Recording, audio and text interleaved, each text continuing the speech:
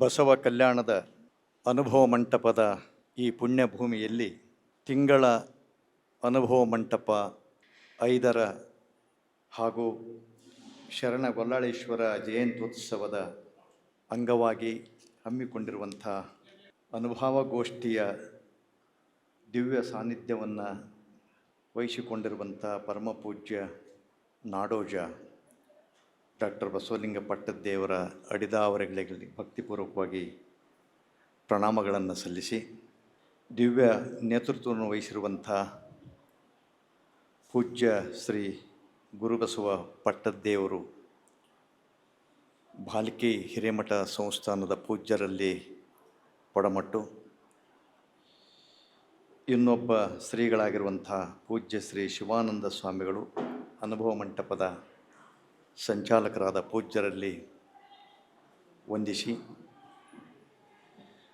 ಗೌರವ ಉಪಸ್ಥಿತಿಯನ್ನು ಹೊಂದಿರುವಂಥ ಶರಣ ಜಯಪ್ರಕಾಶ್ ಸದಾನಂದ ಅವರೇ, ಬಸವತತ್ವ ಪ್ರಚಾರ ಮತ್ತು ಪ್ರಸಾರ ಕೇಂದ್ರದ ಅಧ್ಯಕ್ಷರು, ಶರಣೆ ಲಕ್ಷ್ಮೀಬಾಯಿ ಪಾಟೀಲ್ ಅವರೇ, ಗೊಂಡ ಕುರುಬ ಸಮಾಜದ ಕಾರ್ಯಾಧ್ಯಕ್ಷರಾದ ಶರಣ ಚಂದ್ರಕಾಂತ್ ಮೇತ್ರಿ ಅವರೇ, ಹಾಲಮ್ಮ ತಾಯಿಯವರೇ, ಅದೇ ರೀತಿ ಗೊಂಡ ಕುರುಬ ಸಮಾಜದ ಕಾರ್ಯದರ್ಶಿಗಳಾದಂಥ ಶರಣ ಸುಭಾಸ್ ರೇಕುಳಗೆ ಅವರೇ, ಇವತ್ತಿನ ಪ್ರಸಾದ ದಾಸೋಹವನ್ನು ಮಾಡೋದ್ರ ಮೂಲಕ ತಿಂಗಳ ಅನುಭವ ಗೋಷ್ಠಿಗೆ ಪ್ರಾಯೋಜಕರಾದಂಥ ದಾಸೋಹಿಗಳಾದಂಥ ಶರಣ ಗುರುರಾಜ್ ಧನರಾಜ್ ಕೊಲಾರಿ ಮತ್ತು ಅವರ ಕುಟುಂಬ ವರ್ಗದವರೇ, ಇಲ್ಲಿ ನೆರೆದಿರುವಂಥ ಎಲ್ಲ ಶರಣ ತಂದೆ ತಾಯಿಗಳೇ, ಬೆಳಗಿನಿಂದ ನನ್ನ ಉಪಚಾರದಲ್ಲಿ ತೊಡಗಿರುವಂಥ ನಮ್ಮವರೇ ಆದಂಥ ಅಶೋಕ್ ಕುಂಬಾರ್ ಅವರೇ ಹಾಗೂ ಎಲ್ಲ ಶರಣ ಬಂಧುಗಳೇ, ತಮಗೆ ಶರಣು ಶರಣಾರ್ಥಿಗಳು. ಕರ್ನಾಟಕದ ಸಾಂಸ್ಕೃತಿಕ ನಾಯಕ ಮತ್ತು ಲಿಂಗಾಯತ ಧರ್ಮದ ಸಂಸ್ಥಾಪಕ ಅಣ್ಣ ಬಸವಣ್ಣನವರ ಪುಣ್ಯಭೂಮಿಯಲ್ಲಿ ಇವತ್ತಿನ ಈ ಅನುಭವ ಗೋಷ್ಠಿ ನಡೀತಾ ಇದೆ.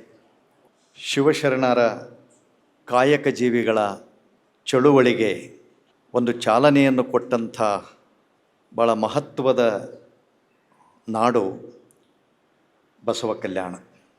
ಬಸವ ಕಲ್ಯಾಣ ಇಡೀ ವಿಶ್ವ ಕಲ್ಯಾಣದ ಚಿಂತನೆಯನ್ನು 12ನೇ ಶತಮಾನದಲ್ಲಿ ಮಾಡಿದ್ದು ಜಗತ್ತಿನಲ್ಲಿಯೇ ಒಂದು ವಿಸ್ಮಯಕರವಾದ ಸಂಗತಿ ಅಂತ ನಾನು ಭಾವಿಸಿದ್ದೇನೆ.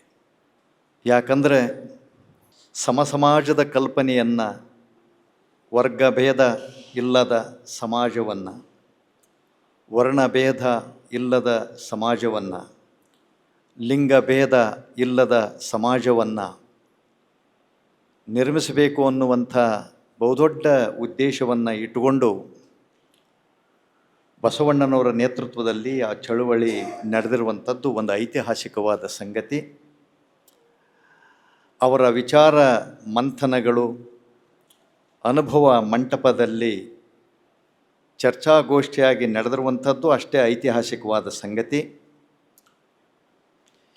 ಇತ್ತೀಚಿನ ಕೆಲವರು ಅನುಭವ ಮಂಟಪವೇ ಇದ್ದಿಲ್ಲ, ಶರಣ ಚಳುವಳಿಯೇ ಅಪ್ರಸ್ತುತ ಅನ್ನುವಂಥ ರೀತಿಯಲ್ಲಿ ಮಾತನಾಡುವಂಥದ್ದನ್ನು ನಾವು ಗಮನಿಸಿದ್ದೇವೆ.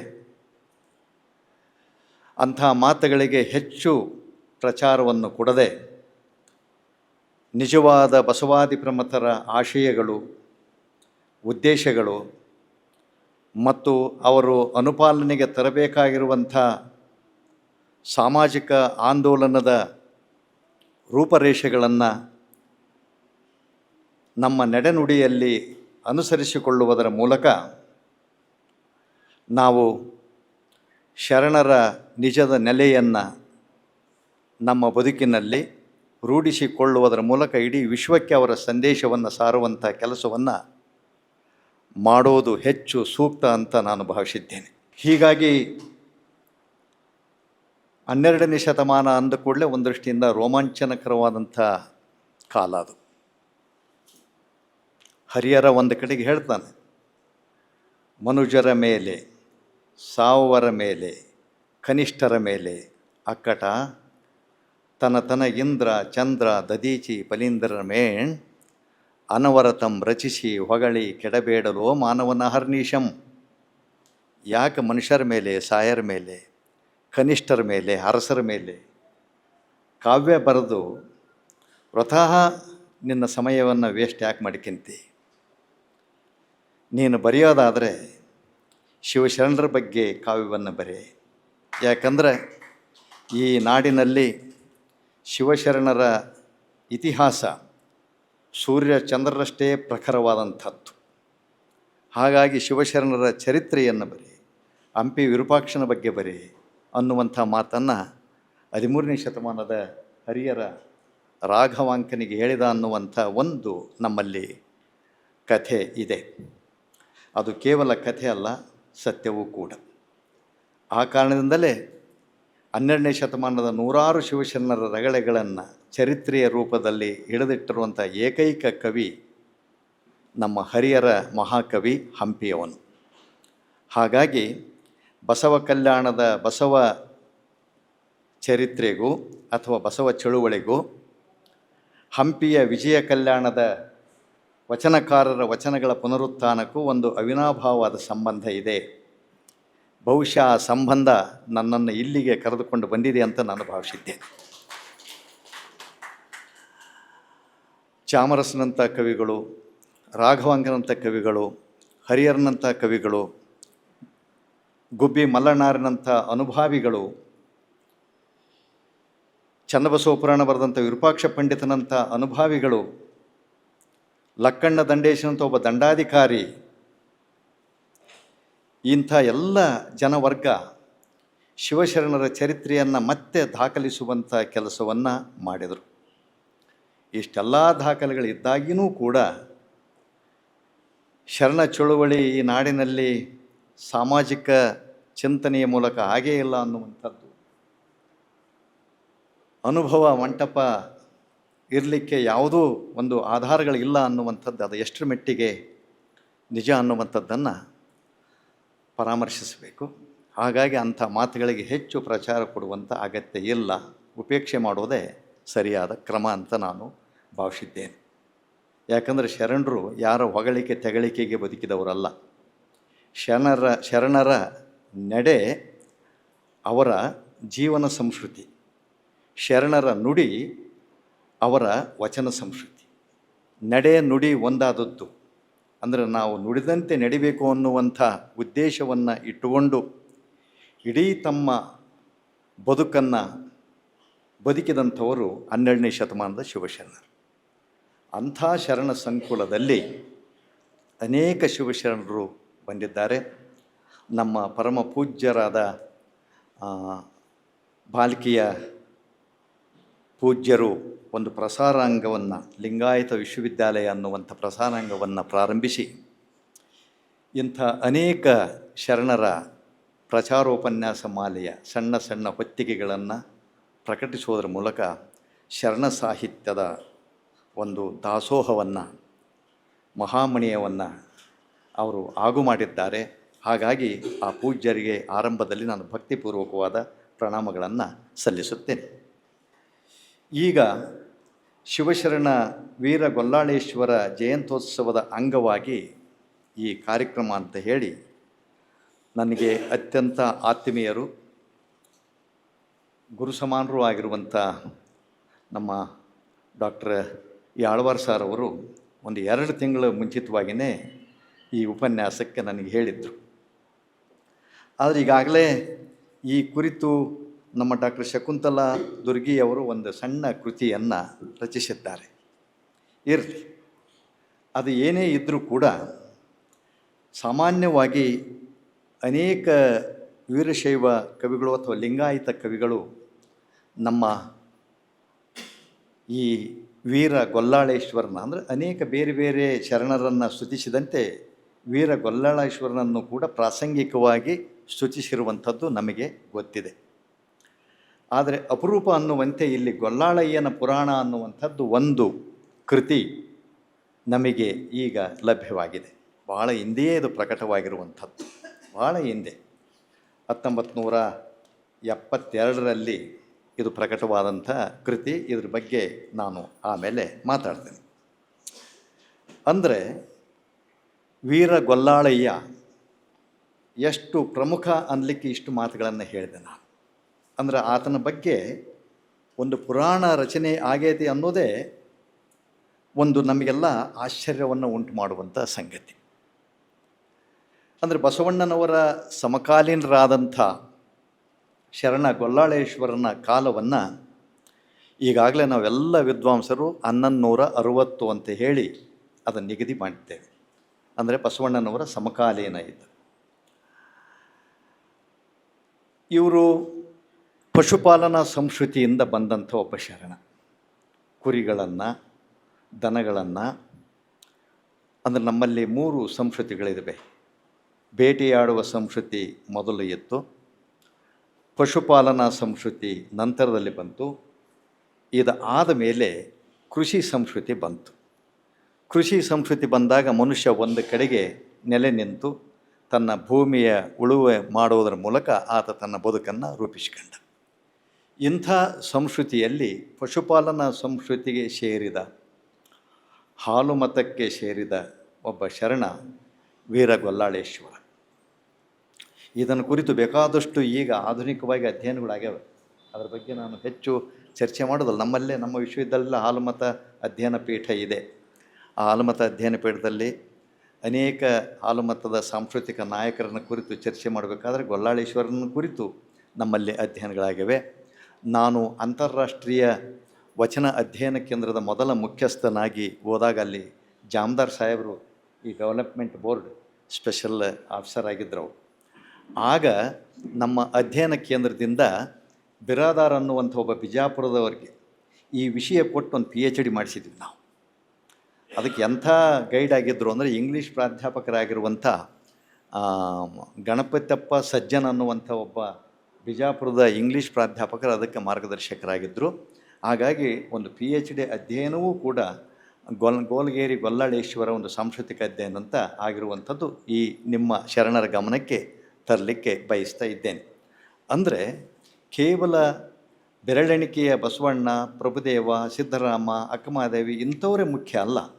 ಇಡೀ ಬಸವ ಚಳುವಳಿಯ ಒಟ್ಟು ಒಂದು ಅರ್ಥಪೂರ್ಣವಾದ ಚಳುವಳಿಗೆ ಒಂದು ಬೆನ್ನೆಲುಬಾಗಿ ನಿಂತಂಥವರು, ಕೈ ಕೈ ಜೋಡಿಸಿಕೊಂಡಂಥ ಇಂಥ ನೂರಾರು ಶಿವಶರಣರು, ಬೇರೆ ಬೇರೆ ಕಾಯಕದ ವೃತ್ತಿಯಿಂದ ಬಂದಂಥ ಶರಣರು ನಮಗೆ ಸಿಗ್ತಾರನ್ನಲಿಕ್ಕೆ ಭಾಳ ಮುಖ್ಯವಾಗಿ ನಮ್ಮ ಗೊಲ್ಲಾಳೇಶ್ವರ ಶರಣ ವೀರ ಗೊಲ್ಲಾಳೇಶ್ವರ ಭಾಳ ಪ್ರಮುಖನಾಗ್ತಾನೆ ಅನ್ನುವಂಥದ್ದನ್ನು ಗಮನಿಸಬೇಕು.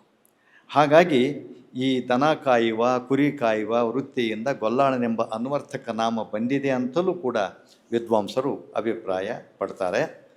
ಈತನ ಪೂರ್ವದ ಹೆಸರು ಅಂದರೆ ಮುಂಚಿನ ಹೆಸರು ಕಾಟಕೋಟ ಅನ್ನುವಂಥ ಹೆಸರು ಇತ್ತು ಅಂತ ಹೇಳಿ ಈತ ನಿಜನಾಮ ಅನ್ನುವಂಥದ್ದನ್ನು ಅನೇಕ ನಮ್ಮ ಲಿಂಗಾಯತ ಕಾವ್ಯಗಳಲ್ಲಿ ಬರ್ತವೆ. ಇದಕ್ಕೆ ಕಾವ್ಯೋಕ್ತ ಉಲ್ಲೇಖಗಳು ನಮಗೆ ದೊರೆಯುತ್ತವೆ. ಇಂಥ ಒಬ್ಬ ಶರಣನನ್ನು ಕುರಿತು ಹರಿಹರ ಪ್ರಾಸಂಗಿಕವಾಗಿ ತನ್ನ ಕಾವ್ಯದಲ್ಲಿ ಮಾತಾಡ್ತಾನೆ. ಲಕ್ಕಣ್ಣ ದಂಡೇಶ ಈತನನ್ನು ಸ್ತುತಿ ಮಾಡ್ತಾನೆ. ಭೀಮಕವಿ ಬಸವಪುರಾಣ ಬರೆದಂಥ ಭೀಮಕವಿಯೂ ಕೂಡ ಈತನನ್ನು ಸ್ತುತಿಸ್ತಾನೆ. ಮತ್ತು ಗುಬ್ಬಿ ಮಲ್ಲನಾರ್ಯ ಆತನೂ ಕೂಡ ಈ ಕೃತಿಯನ್ನು ಅಂದರೆ ವೀರಶೈವಾಮೃತ ಪುರಾಣ ಬರೆದಂಥ ಗುಬ್ಬಿ ಮಲ್ಲನಾರ್ಯನ ಕೂಡ ಈತನನ್ನು ನೆನೆಸ್ತಾನೆ. ಅದೃಶ ಕವಿ ಪ್ರೌಢರಾಯನ ಕಾವ್ಯ ಅಂತ ಬರೀತಾನೆ. ಅದೃಶ್ಯ ಅಂತೀವಿ ನಾವು. ಅದ್ರೀಶ, ಅದ್ರಿ ಅಂದರೆ ಬೆಟ್ಟ, ಈಶ ಅಂದರೆ ಒಡೆಯ. ಅಂದರೆ ಆ ಶ್ರೀಶೈಲದ ಪರಿಸರದಲ್ಲಿ ಇದ್ದಂಥ ಮಲ್ಲಿಕಾರ್ಜುನ ಪರಿಸರದಿಂದ ಬಂದಂಥ ಅದೃಶ ಕವಿಯ ಪ್ರೌಢರಾಯನ ಕಾವ್ಯದಲ್ಲಿಯೂ ಕೂಡ ಈತನ ಸ್ಮರಣೆ ಇದೆ. ಹಾಗೆಯೇ ನಮ್ಮ ವಿರೂಪಾಕ್ಷ ಪಂಡಿತನ ಚನ್ನಬಸವ ಪುರಾಣದಲ್ಲಿಯೂ ಕೂಡ ವೀರ ಗೊಲ್ಲಾಳೇಶ್ವರನ ಸ್ಮರಣೆ ಇದೆ. ಪಾಲ್ಕುರಿಕಿ ಸೋಮನಾಥ, ತೆಲುಗು ಪಾಲ್ಕುರಿಕಿ ಸೋಮನಾಥನ ಕೃತಿಯಲ್ಲಿಯೂ ಕೂಡ ಈತ ಸ್ಮರಣೆಯಾಗಿದ್ದಾನೆ. ಅದೇ ರೀತಿ ಸಿದ್ಧನಂಜೇಶ, ಶಾಂತಲಿಂಗ ದೇಶಿಕ ಅಂತ ಬರ್ತಾನೆ.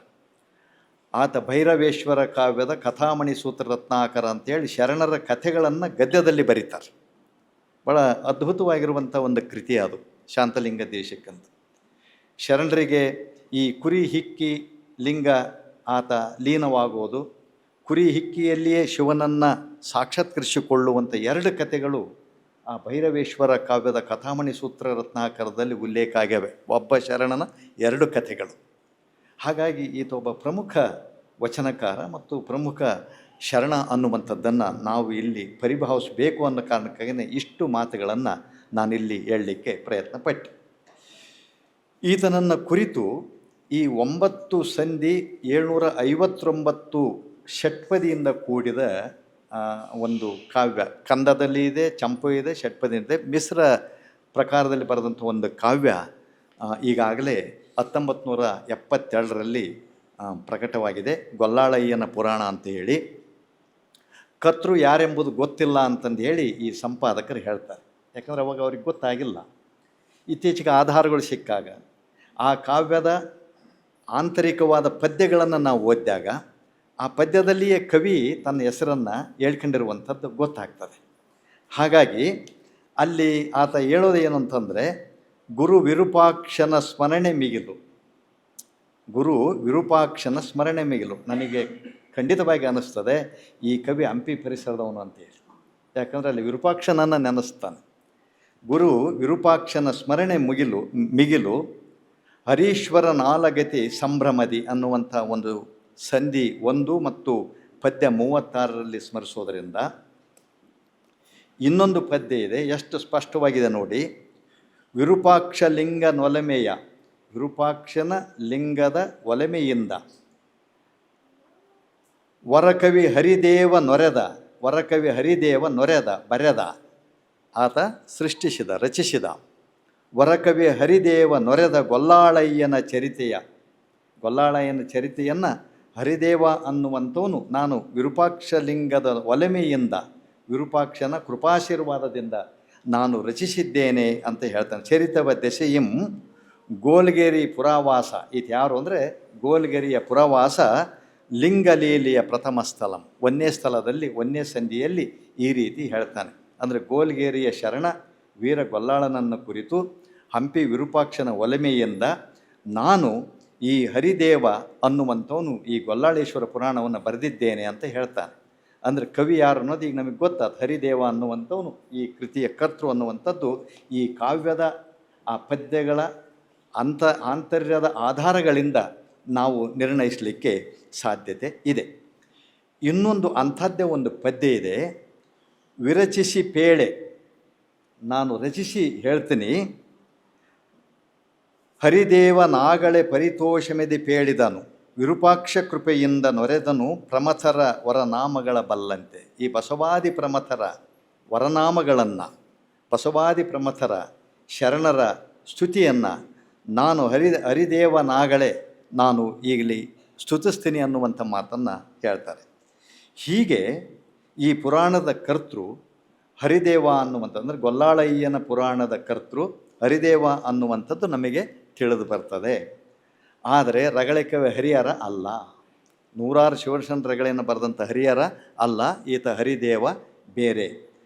ಯಾಕಂದರೆ 1606ರಲ್ಲಿ ಜೀವಿಸಿದ್ದ ಪ್ರಭುದೇವರ ಪುರಾಣವನ್ನು ಬರೆದಂಥ ಹರೀಶ್ವರನನ್ನು ಈತ ನೆನೆಸ್ತಾನೆ.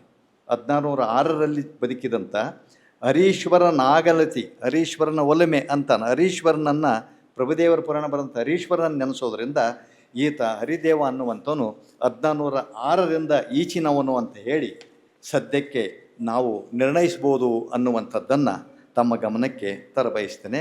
ಹೀಗಾಗಿ ಈತ ಹಂಪಿ ಪರಿಸರದಲ್ಲಿ ಜೀವಿಸಿರ್ಬೋದು, ವಿರೂಪಾಕ್ಷನ ಸ್ತುತಿ ಇರೋದರಿಂದ. ಮತ್ತು ಹರಿಹರ, ಈ ಪ್ರಭುದೇವ, ಹರಿಹರೇಶ್ವರ ಇಂಥ ಕವಿಗಳ ಪ್ರಭಾವಕ್ಕೆ ಒಳಗಾಗಿರುವಂಥ ಒಬ್ಬ ಕವಿ. ಕಥೆಯೇನು ಅಂತ ದೊಡ್ಡದಲ್ಲ, ಆದರೆ ಕವಿ ಎಂಥ ಒಂದು ಕವಿ ಮನಸ್ಸೈತಂದರೆ ಅದನ್ನು ಹೆಚ್ಚು ಹಿಗ್ಗಿಸ್ಕೊಂತ ಹೋಗ್ತಾನೆ ಕಥೆನ. ಅಂದರೆ 9 ಸ್ಥಳಗಳಲ್ಲಿ ಆ ಕೃತಿಯನ್ನು ರಚಿಸ್ತಾನೆ ಈತ. ಅದು ಏನೇ ಇದ್ದರೂ ಕೂಡ ವೀರ ಗೊಲ್ಲಾಳೇಶ್ವರನ ಕುರಿತಂಥ ರಚನೆಯಾಗಿರುವಂಥ ಒಂದು ಸ್ವತಂತ್ರ ಕೃತಿ ಇದೆ ಅನ್ನುವಂಥದ್ದು ನಮ್ಮ ಸಾಹಿತ್ಯ ಚರಿತ್ರೆಯಲ್ಲಿ ದಾಖಲಾಗಿದೆ. ಒಂದು ಸ್ವತಂತ್ರ ಕೃತಿ ಇದೆ, ಕೇವಲ ಪ್ರಾಸಂಗಿಕವಾಗಿ ಅವರು ಇವರು ನೆನೆಸಿರುವಂಥದ್ದು ಅಲ್ಲ. ಹಾಗಾಗಿ ಇದನ್ನು 1972ರಲ್ಲಿ ಮೋಹನ್ ಪ್ರಿಂಟರ್ಸ್ನಿಂದ ಎಂ ಚಂದ್ರಶೇಖರ್ ಅನ್ನುವಂಥವರು, ಆ ಕಾಲಕ್ಕೆ ಭಾಳ ದೊಡ್ಡ ವಿದ್ವಾಂಸರು, ನಮ್ಮ ಪೂಜ್ಯರಿಗೆ ಗೊತ್ತಿದೆ, ಈಚಿ ಶಾಂತವೀರಯ್ಯ ಅಂತಂದು ಹೇಳಿ, ಆ ಶಾಂತವೀರಯ್ಯನಂಥವ್ರು ಇಬ್ಬರು ಸಂಪಾದನೆ ಮಾಡ್ತಾರೆ, ಇದನ್ನು ಭಾಳ ಶ್ರಮ ಒಟ್ಟು ಸಂಪಾದನೆ ಮಾಡ್ತಾರೆ. ಆದರೆ ಅವರು ಈ ಅಷ್ಟಪ್ರತಿ ಎಲ್ಲಿ ಸಿಕ್ತು, ಈ ಪುರಾಣದ ಪ್ರತಿ ಎಲ್ಲಿ ಸಿಕ್ತು, ಇದು ಯಾವುದೂ ಚರ್ಚೆ ಮಾಡಿಲ್ಲ. ಯಾಕಂದ್ರೆ ಅವತ್ತೇನಾಗಬೇಕಾಗಿತ್ತು ಅಂದರೆ, ಸಿಕ್ಕಿರುವಂಥ ಒಂದು ಪ್ರತಿ ಬೇಗ ಪ್ರಕಟ ಆಗಬೇಕು, ನಮ್ಮ ಜನರಿಗೆ ಓದುಗರಿಗೆ ಸಿಗಬೇಕು ಅನ್ನುವಂಥ ಒಂದು ಉದ್ದೇಶದಿಂದ, ಅಳಕಟ್ಟಿಯವರ ಉದ್ದೇಶನೂ ಅದೇ ಆಗಿತ್ತು. ತಾಳೆಗರಿಯ ಮೂಲದಲ್ಲಿರುವಂಥ ವಚನಗಳು ನಮ್ಮ ಜನರಿಗೆ ಪ್ರಕಟ ಆಗಿ ಸಿಕ್ಕರೆ ಸಾಕು ಅನ್ನುವಂಥದ್ದು. ಅವು ತಪ್ಪೋ ಸರಿಯೋ ಪಾಠಾಂತರಗಳು ಅದ್ರ ಬಗ್ಗೆ ಅವ್ರು ಯಾರೂ ತೆಲ್ಕಿಲ್ಲ. ಅಂಥದ್ದೊಂದು ಸ್ಥಿತಿಯಲ್ಲಿ ಈ ಪುರಾಣವನ್ನು ಇವರು ಶಾಂತವೀರಯ್ಯ ಅಂತಂದೇಳಿ ಒಬ್ಬ ದೊಡ್ಡ ವಿದ್ವಾಂಸರು ಅದನ್ನು ಪ್ರಕಟಿಸಿದರು. ಅದು ಅವರು ಸಂಪಾದಿಸಿ ಕೊಟ್ಟ. ಇದು ಆವತ್ತಿನ ಕಾಲಕ್ಕೆ ನೋಡ್ರಿ, ಕುತೂಹಲದ ಸಂಗತಿ ಅಂದರೆ ಸಾದಾ ಪ್ರತಿ 5 ರೂಪಾಯಿ ಅವ್ರು ಬರೀತಾರೆ. ಇದರಲ್ಲಿ ಸಾದಾ ಪ್ರತಿ 5 ರೂಪಾಯಿ ಮತ್ತು ಉತ್ತಮ ಪ್ರತಿ 10 ರೂಪಾಯಿ. ಅಷ್ಟು ಕಡಿಮೆ ಬೆಲೆಯಿಂದ ಪ್ರಕಟಗೊಂಡಂಥ ಒಂದು ಕೃತಿ ಇದು. ಆ ಕಾಲಕ್ಕೆ 72ರಲ್ಲಿ ಈ ಕೃತಿಯ ಬೆಲೆ ಇರೋದು ಇದರಲ್ಲಿ ಬರ್ದಾರ ಅವರು. ಸಾದಾ ಪ್ರತಿ 5 ರೂಪಾಯಿ, ಉತ್ತಮ ಪ್ರತಿ ಬೇಕಾದ್ರೆ ಅದಕ್ಕೆ 10 ರೂಪಾಯಿ ತೊಗೊಂಡು ನೀವು ಕೊಂಡ್ಕೋಬೋದು ಅಂತಾರೆ ಅವರು. ಇರಲಿ, ಗೊಲ್ಲಾಳೇಶ್ವರನ ವಿಷಯಕ್ಕೆ ಬರೋಣ. ಗೊಲ್ಲಾಳೇಶ್ವರನ ಕುರಿತು ಪ್ರಾಸಂಗಿಕ ಕಾವ್ಯಗಳು ಸಾಕಷ್ಟು ಅದಾವೆ. ಬಹುಶಃ ಅದರಿಂದ ಈತ ಒಬ್ಬ ಪ್ರಮುಖ ಮಹತ್ವದ ವಚನಕಾರ ಅನ್ನುವಂಥದ್ದನ್ನು ಈ ಎಲ್ಲ ಉಲ್ಲೇಖಗಳಿಂದ ನಾವು ತಿಳ್ಕೊಳ್ಳಿಕ್ಕೆ ಸಾಧ್ಯತೆ ಇದೆ. ಹರಿಹರ ಕವಿ, ಯಾಕಂದರೆ ಶಿವಶರಣರ ರಗಳೆಯನ್ನು ದಾಖಲಿಸಿದಂಥ ಹರಿಹರ ಕವಿ, ಆತ ತನ್ನ ಲಿಂಗಾರ್ಚನೆಯ ರಗಳೆಯಲ್ಲಿ, ಯಾಕಂದರೆ ಕುರಿಯ ಹಿಕ್ಕಿಯನ್ನೇ ಲಿಂಗವನ್ನಾಗಿ ಕಂಡುಕೊಂಡಿರುವಂಥ ಒಂದು ಮಹಾತ್ಮನನ್ನು ಲಿಂಗಾರ್ಚನೆಯ ರಗಳೆಯಲ್ಲಿ ನೆನಪು ಮಾಡಿಕೊಂತಾನೆ ಹರಿಹರನೇ. ಅಂದರೆ ಹರಿಹರನಕ್ಕಿಂತ ಪೂರ್ವಜ ಈತ. ಲಿಂಗಾರ್ಚನೆ ರಗಳೆಯಲ್ಲಿ ಹರಿಹರ ಸ್ಮರಿಸ್ತಾನಂದರೆ ಬಸವಣ್ಣನ ಸಮಕಾಲೀನ. ಹಾಗಾಗಿ ಈತ ಲಿಂಗಾರ್ಚನೆಯ ರಗಳೆಯಲ್ಲಿ ಚೋಳ, ಚೇರಮ, ಗೊಲ್ಲಾಳ, ಬಿಬ್ಬಿ ಬಾಚರಸ, ಕೋಳೂರು ಕೊಡಗೂಸು, ಮಹಾದೇವಿ ಅಕ್ಕ, ಈ ಎಲ್ಲರ ನೆನೆಸಬೇಕಾದಾಗ ಅವರ ಸಾಲಿನಲ್ಲಿ ನಮ್ಮ ವೀರ ಗೊಲ್ಲಾಳೇಶ್ವರನನ್ನು ಕೂಡ ಸ್ತುತಿ ಮಾಡಿ, ಕುರಿಯ ಹಿಕ್ಕಿಯಲ್ಲಿ ಲಿಂಗ ದರ್ಶನವನ್ನು, ಶಿವಸಾಕ್ಷಾತ್ಕಾರವನ್ನು ಮಾಡಿಕೊಂಡಿರುವಂಥ ಈ ಗೊಲ್ಲಾಳಯ್ಯನನ್ನು ಕೂಡ ಆತ ಸ್ತುತಿಸ್ತಾನೆ. ಇನ್ನು ಲಕ್ಕಣ್ಣ ದಂಡೇಶ, ಇವ್ರು ನೋಡಿ, ಪ್ರೌಢದೇವರಾಯನ ಕಾಲದಲ್ಲಿ ಒಬ್ಬ ಆಡಳಿತಾಧಿಕಾರಿಗಳು ಇವರೆಲ್ಲ. ಇವರು ಈ ಲಿಂಗಾಯತ ಸಾಹಿತ್ಯ ಸಂಸ್ಕೃತಿ ಉಳಿಬೇಕು ಅನ್ನೋ ಕಾರಣಕ್ಕಾಗಿಯೇ ಲಕ್ಷಾನುಗಟ್ಟಲೆ ಹಣವನ್ನು ವೆಚ್ಚ ಮಾಡಿ ಇವರು ಹಂಪಿಯಲ್ಲಿ ಅನೇಕ ಕಾವ್ಯ ಕೃತಿಗಳು ಪ್ರಕಟ ಆಗಲಿಕ್ಕೆ ಕಾರಣರಾದಂಥವರು. ಲಕ್ಕಣ್ಣ ದಂಡೇಶ ಶಿವತತ್ವ ಚಿಂತಾಮಣಿ, ಲಕ್ಕಣ್ಣ ದಂಡೇಶ ಕಲ್ಲೇಹದ ಕೇತಶೆಟ್ಟಿಯರು ಲಕ್ಕಧನಮಂ ವೆಚ್ಚಿಸುತ್ತಿದ್ದಾರೆ ಅನ್ನುವಂಥದ್ದು ಅದೇ ಶಿವತತ್ವ ಚಿಂತಾಮಣಿ ಲಕ್ಕಣ್ಣ ದಂಡೇಶನ ಕೃತಿಯಲ್ಲಿ ನಮಗೆ ವೀರಶಾಮೃತ ಪುರಾಣದಲ್ಲಿ ಗೊತ್ತಾಕೈತಿ. ಅಂದರೆ ಲಕ್ಕಣ್ಣ ದಂಡೇಶ, ಕಲ್ಲೇಹದ ಕೇತಶೆಟ್ಟಿ ಇವರೆಲ್ಲರೂ ಕೂಡ ಅರಸು ಪರಿವಾರದವರು, ರಾಜ ಪರಿವಾರದವರು ಲಕ್ಷಾನುಗಟ್ಟಲೆ ಹಣವನ್ನು ವ್ಯಯ ಮಾಡ್ತಿದ್ರಂತೆ ಈ ಶರಣ ಸಾಹಿತ್ಯ ಸಂಸ್ಕೃತಿ ಉಳಿಬೇಕು ಈ ನಾಡಿನಲ್ಲಿ ಅನ್ನೋ ಕಾರಣಕ್ಕಾಗಿಯೇ. ಹಾಗೆ ಅಂಥ ಒಬ್ಬ ಲಕ್ಕಣ್ಣ ದಂಡೇಶ ಶಿವತತ್ವ ಚಿಂತಾಮಣಿಯಲ್ಲಿ 2 ಪದ್ಯದಲ್ಲಿ ನಮ್ಮ ಗೊಲ್ಲಾಳಯ್ಯನನ್ನು ನೆನೆಸ್ತಾನೆ. 2 ಪದ್ಯದಲ್ಲಿ ಇಡೀ ಅವನ ಜೀವನದ ವೃತ್ತಾಂತವನ್ನೇ 2 ಪದ್ಯದಲ್ಲಿ ಕಟ್ಟಿಡ್ತಾನೆ. ಗೊಲ್ಲ ಕಾಟಂ ಕೋಟ ನೆನಪ ಓರ್ವ ಭಕ್ತನತಿ ಬಲ್ಲಿದನು, ಪೂಜೆ ಆ ಹಾಡಿನ ಹಿಕ್ಕಿ ಲಿಂಗಮಂ, ಹಾಡಿನ ಹಿಕ್ಕಿಯನ್ನು ಲಿಂಗವಂತ ತಿಳ್ಕೊಂಡು ಆತ ಪೂಜೆ ಮಾಡ್ತಿದ್ದ ಒಬ್ಬ ಓರ್ವ ಅತಿ ಭಕ್ತ. ಕುಲ್ಲನವರಯ್ಯ, ಕುಲ್ಲ ಅಂದರೆ ಕೆಟ್ಟದಾಗಿರುವಂಥ ಅವನ ತಂದೆ, ಅಂದರೆ ಗೊಲ್ಲಾಳಯ್ಯನ ತಂದೆ. ಕುಲ್ಲನವರಯ್ಯ ಹಲ ದಿವಸದಿಂಬ ಕಾಣುತ್ತ ಕೋಪದಿಂ ಕಾಲೊಡೆದು ಆ ಇಕ್ಕಿಯನ್ನೇ ಕಾಲಲ್ಲಿ ಒದ್ದು ಬಿಡ್ತಾನೆ. ಅಂದರೆ ಒಂದು ಷಟ್ಪದಿಯಲ್ಲಿ ಇಡೀ ಈ ಜೀವನ ವೃತ್ತಾಂತವನ್ನು ಆತನ ಕಥೆಯನ್ನು ಕಟ್ತಾನೆ ಆತ. ಮಲ್ಲಿಕಾರ್ಜುನನ ನೀ ಕರೆಸಿದ ತಂದೆಯೇ, ನೀ ಮಲ್ಲಿಕಾರ್ಜುನನ್ನೇ ಒದ್ದಂತೂ ನೀನು ಯಾವ ತಂದೆ ಅಂತೇಳಿ ತಂದೆನ ಕೊಲೆ ಮಾಡ್ತಾನೆ, ಹತ ಮಾಡ್ತಾನೆ, ವಧಿಸ್ತಾನೆ. ಅಲ್ಲಿ ವಧಿಸ್ಬೇಕಾದ್ರೆ ಶಿವ ಸಾಕ್ಷಾತ್ಕಾರನಾಗಿ ಅವನಿಗೆ ಈ ಸಾಯುಜ್ಯ ಪದವಿಯನ್ನು ಕೊಟ್ಟರು ಅನ್ನುವಂಥದ್ದು ನಮ್ಮ ಲಕ್ಕಣ್ಣ ದಂಡೇಶನ ಶಿವತತ್ವ ಚಿಂತಾಮಣಿಯಿಂದ ಗೊತ್ತಾಗ್ತದೆ. ಹಾಗೆಯೇ ಭೀಮಕವಿಯ ಬಸವ ಪುರಾಣದಲ್ಲಿ 12ರಿಂದ 16 ಪದ್ಯಗಳು, 5 ಪದ್ಯಗಳು ನಮ್ಮ ವೀರ ಗೊಲ್ಲಾಳನಿಗೆ ಮೀಸಲಿಟ್ಟಾರೆ. ಇದೇ ಕಥೆಯನ್ನೇ ಭಾಳ ಷಟ್ಪದಿಯಲ್ಲಿ ನಮ್ಮ ಶರಣ ಗೊಲ್ಲಾಳೇಶ್ವರನ ಜೀವನ ವೃತ್ತಾಂತವನ್ನು ಈ ನಮ್ಮ ಭೀಮಕವಿಯ ಬಸವ ಪುರಾಣದಲ್ಲಿ ಹೇಳುವಂಥದ್ದನ್ನು ನೋಡ್ತೀವಿ. ಅದನ್ನೆಲ್ಲ ಓದ್ಕೊಂತ ಹೋಗೋದಿಲ್ಲ, ಯಾಕಂದರೆ ನೇರವಾಗಿ ಆತನ ವಚನಗಳ ನಿರ್ವಚನಗಳು ಕೂಡ ನಾವು ಬರಬೇಕಾಗ್ತದೆ. ಇನ್ನು ವಿರೂಪಾಕ್ಷ ಪಂಡಿತನ ಚನ್ನಬಸವ ಪುರಾಣದಲ್ಲಿ ಒಂದು ಪದ್ಯದಲ್ಲಿ ಇದನ್ನು ವ್ಯಕ್ತಿತ್ವವನ್ನೇ ಕಟ್ಟಿಕೊಡ್ತಾನೆ. ವೀರಗೊಲ್ಲಾಳ ಎಂಥ ಒಬ್ಬ ಶಿವಭಕ್ತನಾಗಿದ್ದ, ಲಿಂಗನಿಷ್ಠ ತತ್ವವನ್ನು ಆತ ಅಳವಡಿಸಿಕೊಂಡಿದ್ದ ಅನ್ನುವಂಥದ್ದನ್ನು ಅವ್ರು ಹೇಳ್ತಾರೆ. ಅದೇ ರೀತಿ ಅದೃಶ್ಯ ಕವಿಯ ಪ್ರೌಢದೇವರಾಯನ ಕಾವ್ಯದಲ್ಲಿಯೂ ಕೂಡ ಒಂದು ಪದ್ಯ ನಮಗೆ ಸಿಗ್ತದೆ. ಪಾಲ್ಗುರ್ಕಿ ಸೋಮನಾಥನ ಒಂದು ಪದ್ಯ ಆತನ ಸ್ತುತಿಗೆ ಬೇರೆ ಶರಣರ ಸ್ತುತಿಯಂತೆ ಇದೆ. ಇದರ ಆಚೆಗೆ ನಮ್ಮ 15ನೇ ಶತಮಾನದ ವಿರಕ್ತ ತೋಂಟದಾರರು ಕೂಡ ವೀರಗೊಲ್ಲಾಳನ್ನು ನೆನೆಸ್ತಾರೆ. ಅಂದರೆ ಈತನ ಪ್ರಭಾವ ಕರ್ನಾಟಕದಲ್ಲಿ ಎಷ್ಟು ಇತ್ತು ಅನ್ನುವಂಥದ್ದನ್ನು ನಾವು ನೋಡ್ಬೋದು. ಅವರು ಸಿದ್ದೇಶ್ವರ ಪುರಾಣದ 15ನೇ ಸಂಧಿಯಲ್ಲಿ ಈ ವೀರಗೊಲ್ಲಾಳನನ್ನು ನೆನೆಸುವಂಥದ್ದನ್ನು ನಾವು ನೋಡ್ಬೋದು. ಇನ್ನು ನಂಜುಂಡ ದೇವನ ಭೈರವೇಶ್ವರ ಕಾವ್ಯ ಅಂತ ಒಂದು ಹೇಳಿದ್ನಲ್ಲ, ಅದೇ ಮುಂದೆ ಈ ಶಾಂತಲಿಂಗ ದೇಶಿಕ ಈ ನಂಜುಂಡನ ಕಾವ್ಯಕ್ಕೆ ಗದ್ಯದಲ್ಲಿ ಕಥೆಯನ್ನು ಬರೀತಾರೆ. ಅಂದರೆ ಶರಣರ ನಿಜವಾದ ಚರಿತ್ರೆ ನೋಡಿ. ಸ್ವಲ್ಪ ಇಲ್ಲಿ ನಮ್ಮ ಪ್ರಾಧ್ಯಾಪಕ ಮಿತ್ರರಿದ್ದೀರಿ, ಇಡೀ ಆರ್ ನರಸಿಂಹಾಚಾರ್ಯರ ಕವಿಚರಿತೆಯನ್ನು ತೆಗೆದು ನೋಡಿದರೆ ಈ ಶರಣರ ಮತ್ತು ಕವಿಗಳ ಚರಿತ್ರೆ ಅಥವಾ ಅವರ ಕಾಲವನ್ನು ನಾವು ಭೈರವೇಶ್ವರ ಕಥಾಮಣಿ ಸೂತ್ರರತ್ನಾಕರದಿಂದಲೇ ನಾವು ಒಪ್ಪಿಗೆಬೇಕಾಗ್ತದೆ. ಅಂಥದ್ದೊಂದು ವಿಶಿಷ್ಟವಾಗಿರುವಂಥ ಒಂದು ಐತಿಹಾಸಿಕ ಕೃತಿ. ಆ ಕೃತಿಯಲ್ಲಿ ಈ ಭೈರವೇಶ್ವರ ಕಥಾಮಣಿ ಸೂತ್ರರತ್ನಾಕರ ಶರಣರ ಕಥೆಗಳನ್ನು ಆತ ಎಣದಾನೆ. ಅದು ನಮ್ಮ ಹಂಪಿ ವಿಶ್ವವಿದ್ಯಾಲಯದಿಂದ ನಾನು ಹಿಂದಿನ ವರ್ಷ ಅದನ್ನು ಸಂಪಾದನೆ ಮಾಡಿದೆ. ಯಾಕಂದರೆ ಈ ಹಿಂದೆ ಆರ್ ಸಿ ಹಿರೇಮಠ ಸಾಹೇಬರು, ಸುಂಕಾಪುರ ಸಾಹೇಬರು ಮಾಡಿದ್ರು ಅದನ್ನು 2 ಸಂಪುಟಗಳಲ್ಲಿ. ಅವು ನಮಗೆ ಲಭ್ಯ ಇದ್ದಿಲ್ಲ. ನಮಗೆ ಸಿಕ್ಕಿರುವಂಥ ಹೊಸ ಹಸ್ತಪ್ರತಿಗಳನ್ನ ಇಟ್ಕೊಂಡು ಅದನ್ನು 2 ಸಂಪುಟಗಳನ್ನು ಒಂದೇ ಸಂಪುಟದಲ್ಲಿ ನಾವೀಗ ಪ್ರಕಟ ಮಾಡೀವಿ. ಯಾಕಂತಂದರೆ ಒಂದು ಕಳೆದು ಬಿಟ್ಟರೆ ಅಥವಾ ಒಂದು ಇನ್ನೊಂದು ಸಿಕ್ಕರೆ ಅದು ಅಪೂರ್ಣ ಆಗ್ತದೆ. ಒಂದೇ ಕಡೆಗೆ 2 ಇರಲಿ ಅನ್ನೋ ಕಾರಣಕ್ಕಾಗಿಯೇ ವಿಶ್ವವಿದ್ಯಾಲಯದಲ್ಲಿ ಅದನ್ನು ಪ್ರಕಟ ಮಾಡೀವಿ. ಇರಲಿ, ಅಂಥದ್ದೊಂದು ನಂಜುಂಡದ ಈ ಭೈರವೇಶ್ವರ ಕಾವ್ಯದ ಕಥಾಮಣಿ ಸೂತ್ರರತ್ನಾಕರವಂಥ ಶಾಂತಲಿಂಗ ದೇಶಿಕ ನಮ್ಮ ವೀರಗೊಲ್ಲಾಳನಿಗೆ 2 ಕಥೆಗಳನ್ನು ಆತ ಮೀಸಲಿಟ್ಟಾನೆ. ಬಹುಶಃ ಆ ಕಥೆಗಳಲ್ಲಿ 991ನೇ ಕಥೆಯಲ್ಲಿ ಏನು ಹೇಳ್ತಾನಂದ್ರೆ, ಆತ ಶಿವನ ಕುರಿಯ ಹಿಕ್ಕಿಯಲ್ಲಿ ಗೊಲ್ಲಯ್ಯನಿಗೆ ಪ್ರತ್ಯಕ್ಷನಾದದ್ದು. ಶಿವನ ಕುರಿ ಹಿಕ್ಕಿಯಲ್ಲಿ ಗೊಲ್ಲಯ್ಯನಿಗೆ ಪ್ರತ್ಯಕ್ಷ ಆದಂತೇಳಿ ಒಂದು ಕಥೆಯಲ್ಲಿದೆ. ಇನ್ನೊಂದು ಕತೆ 189ನೇ ಕಥೆಯಲ್ಲಿ ಗೊಲ್ಲಾಳಯ್ಯನೇ ಕುರಿ ಹಿಕ್ಕಿಯಲ್ಲಿ ಲೀನವಾದಂಥ ಕಥೆ. ಆತನೇ ಅದರಲ್ಲಿ ಲಿಂಗೈಕ್ಯನಾಗಿ ಗೋಲ್ಗೆರೆಯಲ್ಲಿ ಇವತ್ತು ಗೋಲ್ಗೆರೆ ಗೊಲ್ಲಾಳೇಶ್ವರ ಅನ್ನುವಂಥ ಹೆಸರಿನಲ್ಲಿ ಇವತ್ತೇನು ಪ್ರತಿ ವರ್ಷ ಜಾತ್ರೆ ಅದು ಇದು ನಡೀತಿತ್ತಲ್ಲ, ಆ ರೀತಿ ಈ ನಾಡಿನಲ್ಲಿ ಉಳಿದಿರುವಂಥದ್ದು ಕತೆ. ಇವೆರಡೂ ಕಥೆಯ ಸಾರಾಂಶ ಇಷ್ಟೇ. ಶರಣರ ಲಿಂಗಾಂಗ ಸಾಮರಸ್ಯದ ತತ್ವ ಈ 2 ಕಥೆಯಲ್ಲಿ ಇದೆ. ಆ ಇಕ್ಕಿಯಲ್ಲಿ ಶಿವಪ್ರತ್ಯಕ್ಷ ಆಗೋದು ಒಂದೇ, ಶಿವಪ್ರತ್ಯಕ್ಷ ಆದಂಥ ಇಕ್ಕಿಯಲ್ಲಿ ತಾನು ಲೀನವಾಗೋದು ಒಂದೇ. ಹೀಗಾಗಿ ಈ ಲಿಂಗಾಂಗ ಸಾಮರಸ್ಯದ ತಾತ್ವಿಕತೆಯನ್ನು ಈ 2 ಕಥೆಯಲ್ಲಿ ನಾವು ನೋಡಲಿಕ್ಕೆ ಸಾಧ್ಯತೆ ಇದೆ. ನೋಡ್ರಿ, ಒಬ್ಬ ಉಪೇಕ್ಷೆಗೆ ಒಳಗಾದಂಥ ಒಬ್ಬ ಶರಣನನ್ನು ಕುರಿತು ಇಷ್ಟೊಂದು ಗಂಭೀರವಾಗಿ ನಮ್ಮ ಕಾವ್ಯಗಳು ಮಾತಾಡ್ತಾವೆ. ಇದು ನಮಗೆ ಸಂತೋಷದ ಸಂಗತಿ. ಆ ಕಾರಣಕ್ಕಾಗಿಯೇ ಈ ಗೊಲ್ಲಾಳೇಶ್ವರನ ಕುರಿತು ಮಾತಾಡ್ತೀನಿ ಬಿಡ್ರಿ ಅಂತ ನಾನು 2 ವರ್ಷ ಸಾಹೇಬರಿಗೆ ಹೇಳಿದ್ದು. ಯಾಕಂದರೆ ಬಸವ ಚರಿತ್ರೆ ಸಾಕಷ್ಟೇ ಇದೆ, ಸಿದ್ದರಾಮನ ಚರಿತ್ರೆ ಸಾಕಷ್ಟೇ ಇದೆ.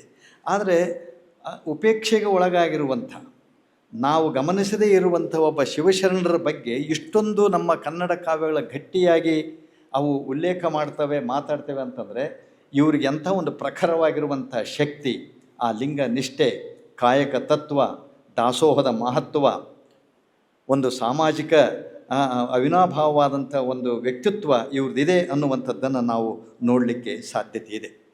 ಇನ್ನು ಒಬ್ಬ ಚನ್ನಪ್ಪ ಕವಿ ಅಂತ ಬರ್ತಾನೆ, ಆತ ಶರಣ ಲೀಲಾಮೃತ ಅಂತ ಬರೀತಾನೆ. ಆ ಚನ್ನಪ್ಪ ಕವಿ ಶರಣ ಲೀಲಾಮೃತ ಇಡೀ ಶರಣರ ಕಥೆ. ಅದು ಯಕ್ಷಗಾನ, ಅದು ಯಕ್ಷಗಾನ, ನಮ್ಮ ಬಯಲಾಟ ಯಕ್ಷಗಾನಗಳಂತೆ ದ್ವಿಪದಿಯಲ್ಲಿ ಇರುವಂಥ ಒಂದು ಕಾವ್ಯ. ಆತ 21 ದ್ವಿಪದಿಗಳಲ್ಲಿ ಗೊಲ್ಲಾಳೇಶ್ವರನನ್ನು ಹೊಗಳ್ತಾನಾತ.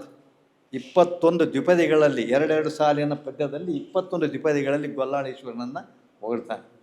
ಅಂದರೆ ಕನ್ನಡ ಕಾವ್ಯಗಳು ಕಂಡಂಥ ಗೊಲ್ಲಾಳೇಶ್ವರನ ವ್ಯಕ್ತಿತ್ವವನ್ನೇ ಕುರಿತು ನಾವು ಭಾಳ ಗಂಭೀರವಾಗಿ ಅಧ್ಯಯನ ಮಾಡುವಷ್ಟು ನಮ್ಮ ಕನ್ನಡ ಕಾವ್ಯಗಳಲ್ಲಿ ಈತನ ಉಲ್ಲೇಖ ಇರುವಂಥದ್ದನ್ನು ನಾವು ಗಮನಿಸ್ಬೋದು.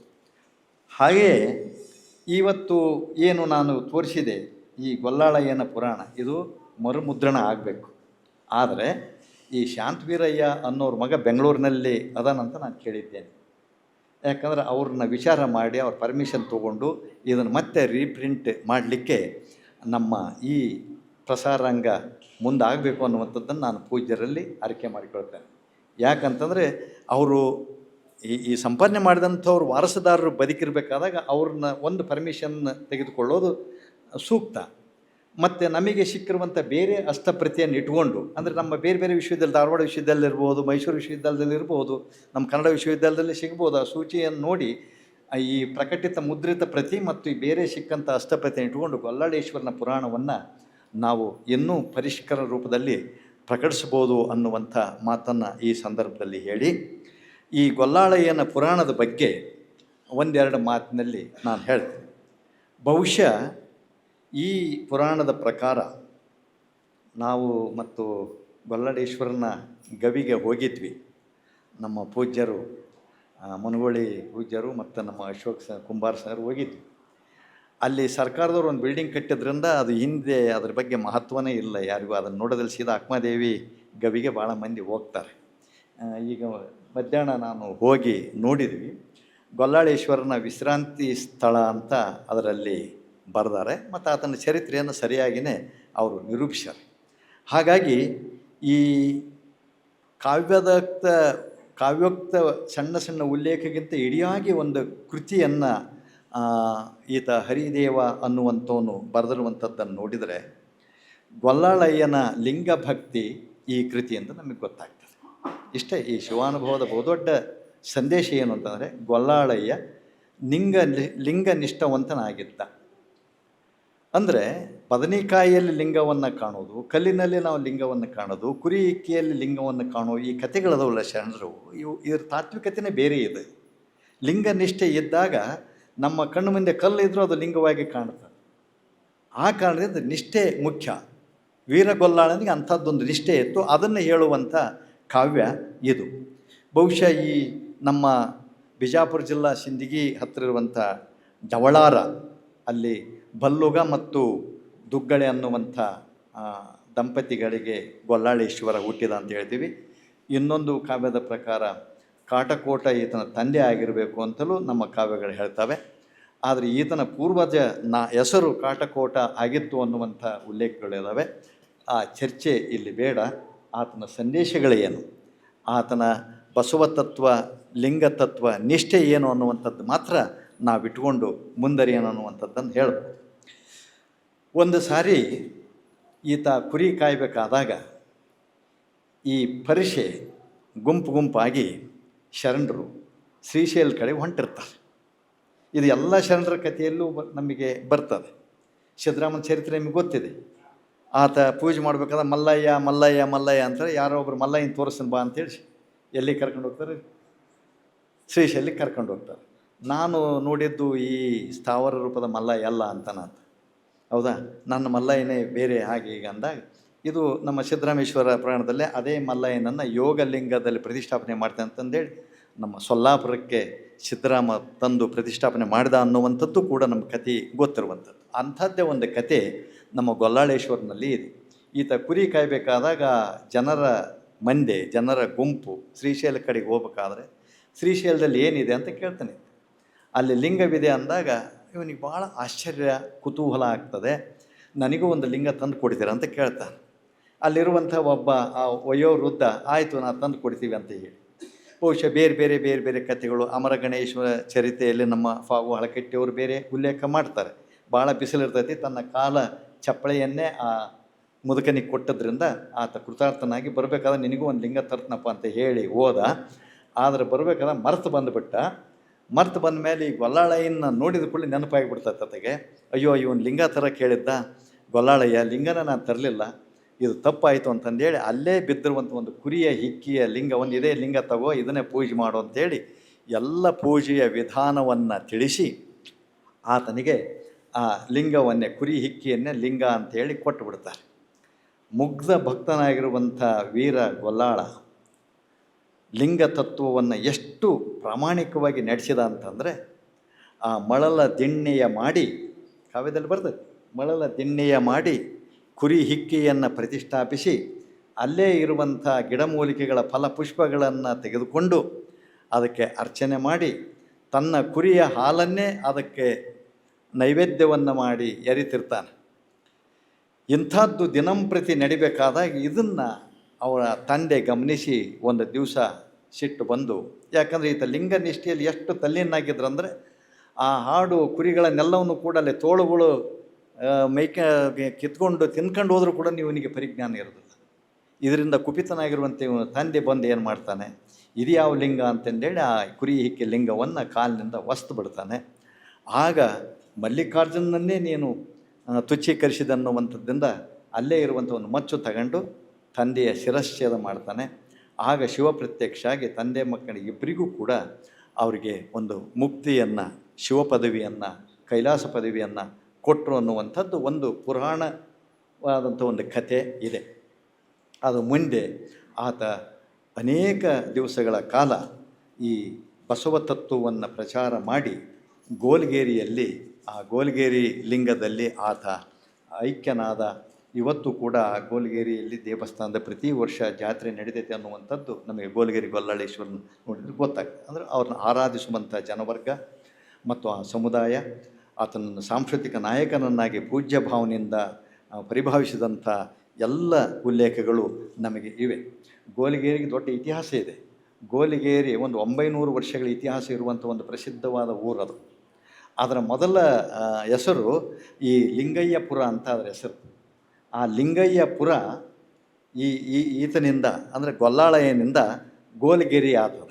ಅಂದರೆ ಗೋಲಿಗೇರಿ ಆತದ ಅಂದರೆ ಗೊಲ್ಲಾಳೇಶ್ವರನಿಂದ ಗೊಲ್ಲಾಳಗೇರಿ ಗೋಲ್ಗೇರಿ, ಗೊಲ್ಲಾಳಕೇರಿ ಗೋಲ್ಗೇರಿ ಅನ್ನುವಂಥ ನಿಷ್ಪತ್ತಿ ಆಯಿತು ಅನ್ನುವಂಥದ್ದನ್ನು ಕೂಡ ಈಗಾಗಲೇ ಎಲ್ಲ ವಿದ್ವಾಂಸರು ಚರ್ಚೆ ಮಾಡ್ತಾರೆ. ಇದು ಗೊಲ್ಲಾಳಯ್ಯನ ಜೀವನದಲ್ಲಿ ನಡೆದಂಥ ಒಂದು ಘಟನೆ. ಅಂದರೆ ಆತನಿಗೆ ಈ ಲಿಂಗ ನಿಷ್ಠೆ, ಶರಣರ ಲಿಂಗ ತತ್ವ ಎಷ್ಟು ಪ್ರಮುಖ ಆಗಿತ್ತು ಅನ್ನುವಂಥದ್ದನ್ನು ಈ ಪುರಾಣ ಹೇಳ್ತದೆ.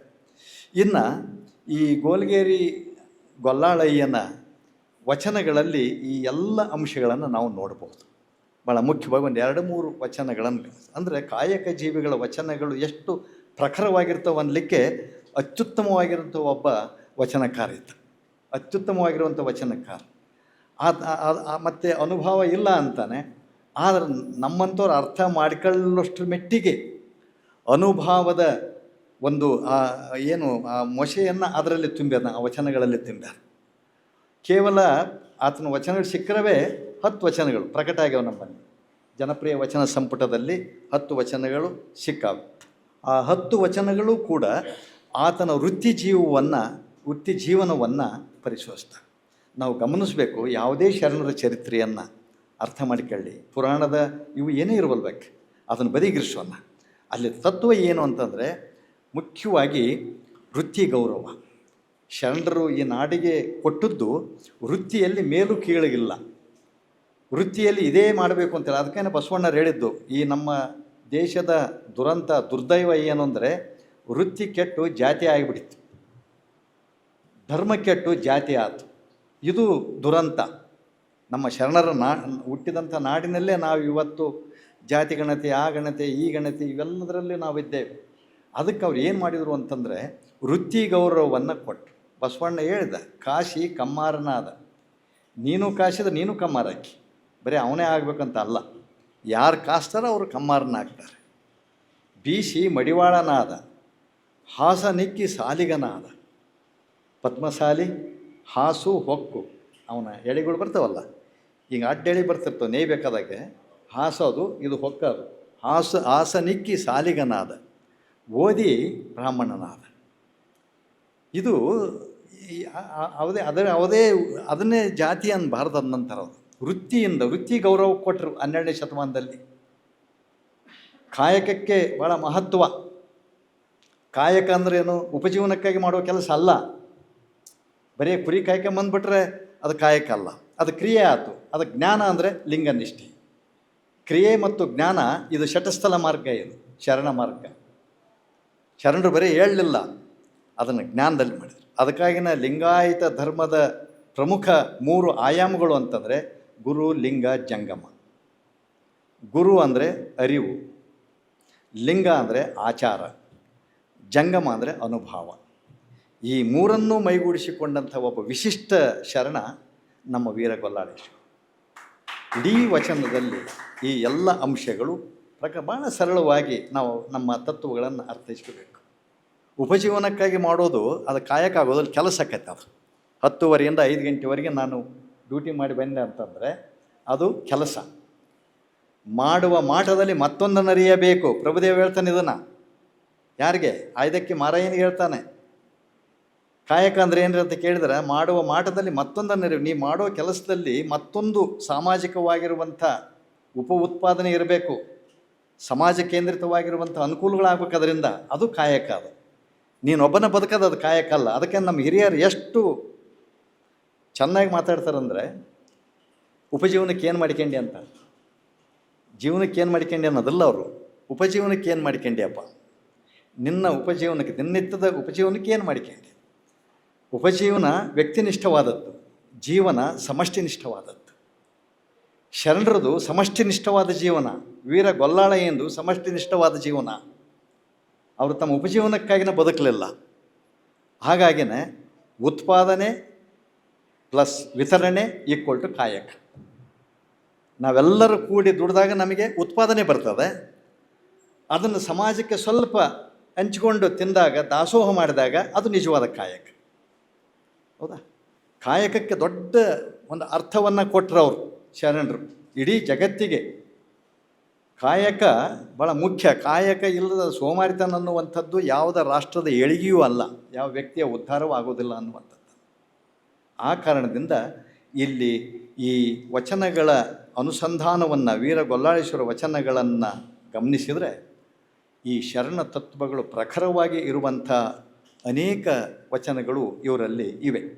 ನೋಡಿ, ಹಸು, ಕುರಿ, ಕಾಯಕದ ಚಿತ್ರಣಗಳ ಜೊತೆಗೆ ದೇವರು ನಿರ್ಗುಣ, ನಿರಾಕಾರ, ನಿರಂಜನ ಸ್ವರೂಪನು, ಲಿಂಗಾಯಿತರು ಪರಬ್ರಹ್ಮ ಸ್ವರೂಪವನ್ನು ಲಿಂಗದ ರೂಪದಲ್ಲಿ ಚುಳುಕಾಗಿ ತಮ್ಮ ಎಡಗೈಯಲ್ಲಿ ಕಂಡಂಥ ಒಂದು ಸಮಾಜ ಅದು ಶರಣ ಸಮಾಜ.